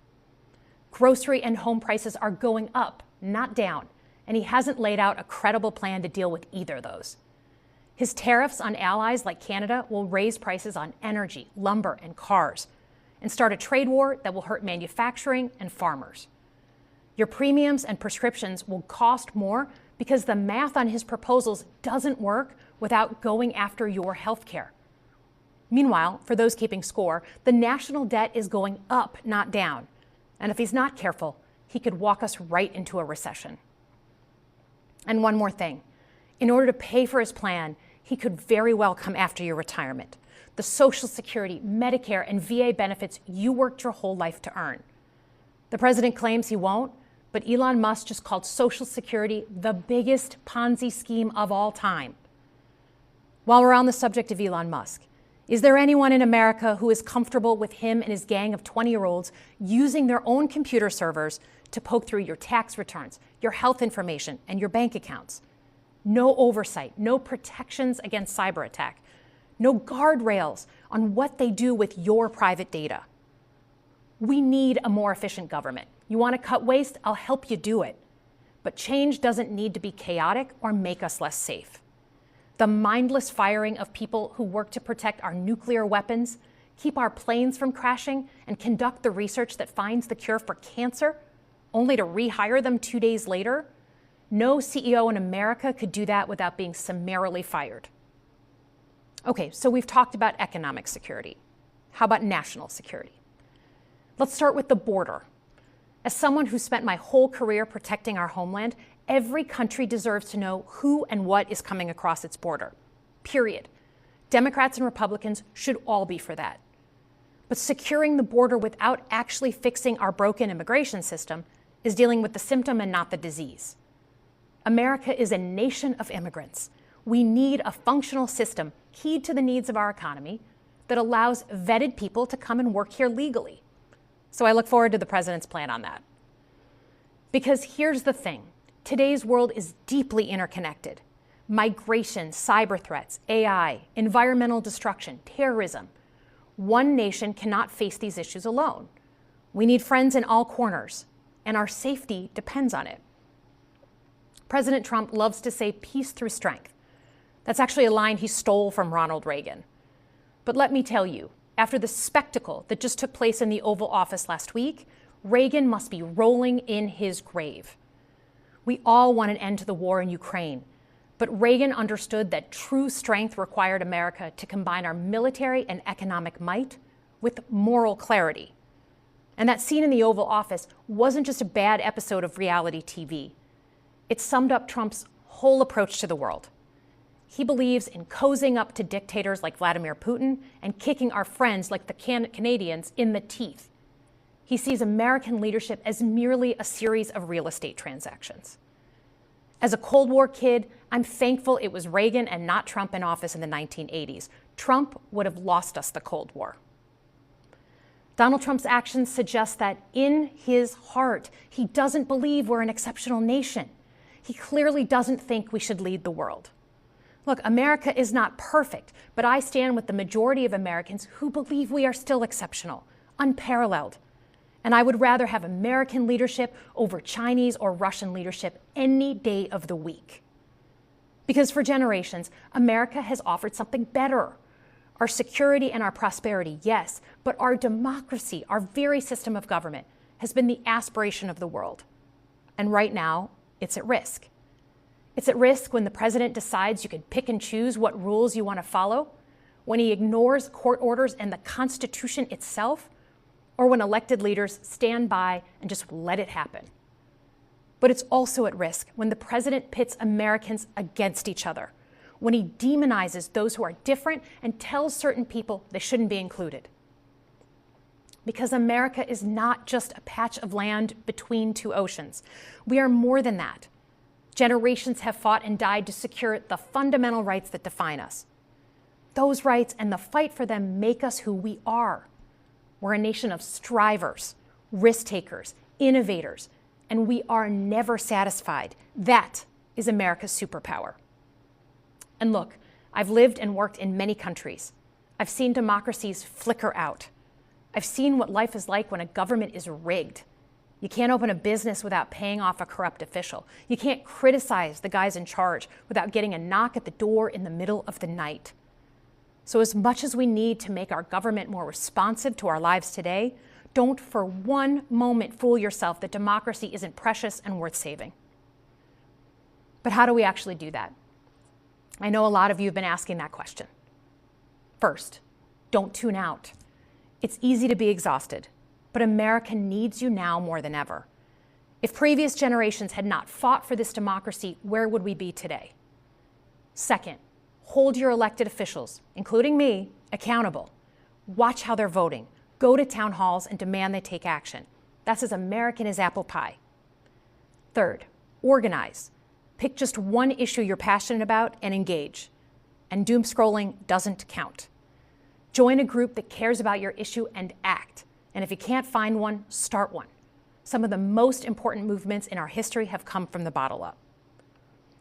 In closing, we all know that our country is going through something right now. We're not sure what the next day is going to hold, let alone the next decade. But this isn't the first time we've experienced significant and tumultuous change as a country. I'm a student of history, and we've gone through periods of political instability before. And ultimately, we've chosen to keep changing this country for the better. But every single time, we've only gotten through those moments because of two things: engaged citizens and principled leaders. Engaged citizens who do a little bit more than they're used to doing to fight for the things that they care about, and principled leaders who are ready to receive the ball and do something about it. So thank you tonight for caring about your country. Just by watching, you qualify as engaged citizens. And I promise that I and my fellow Democrats will do everything in our power to be the principled leaders that you deserve. Good night, everyone.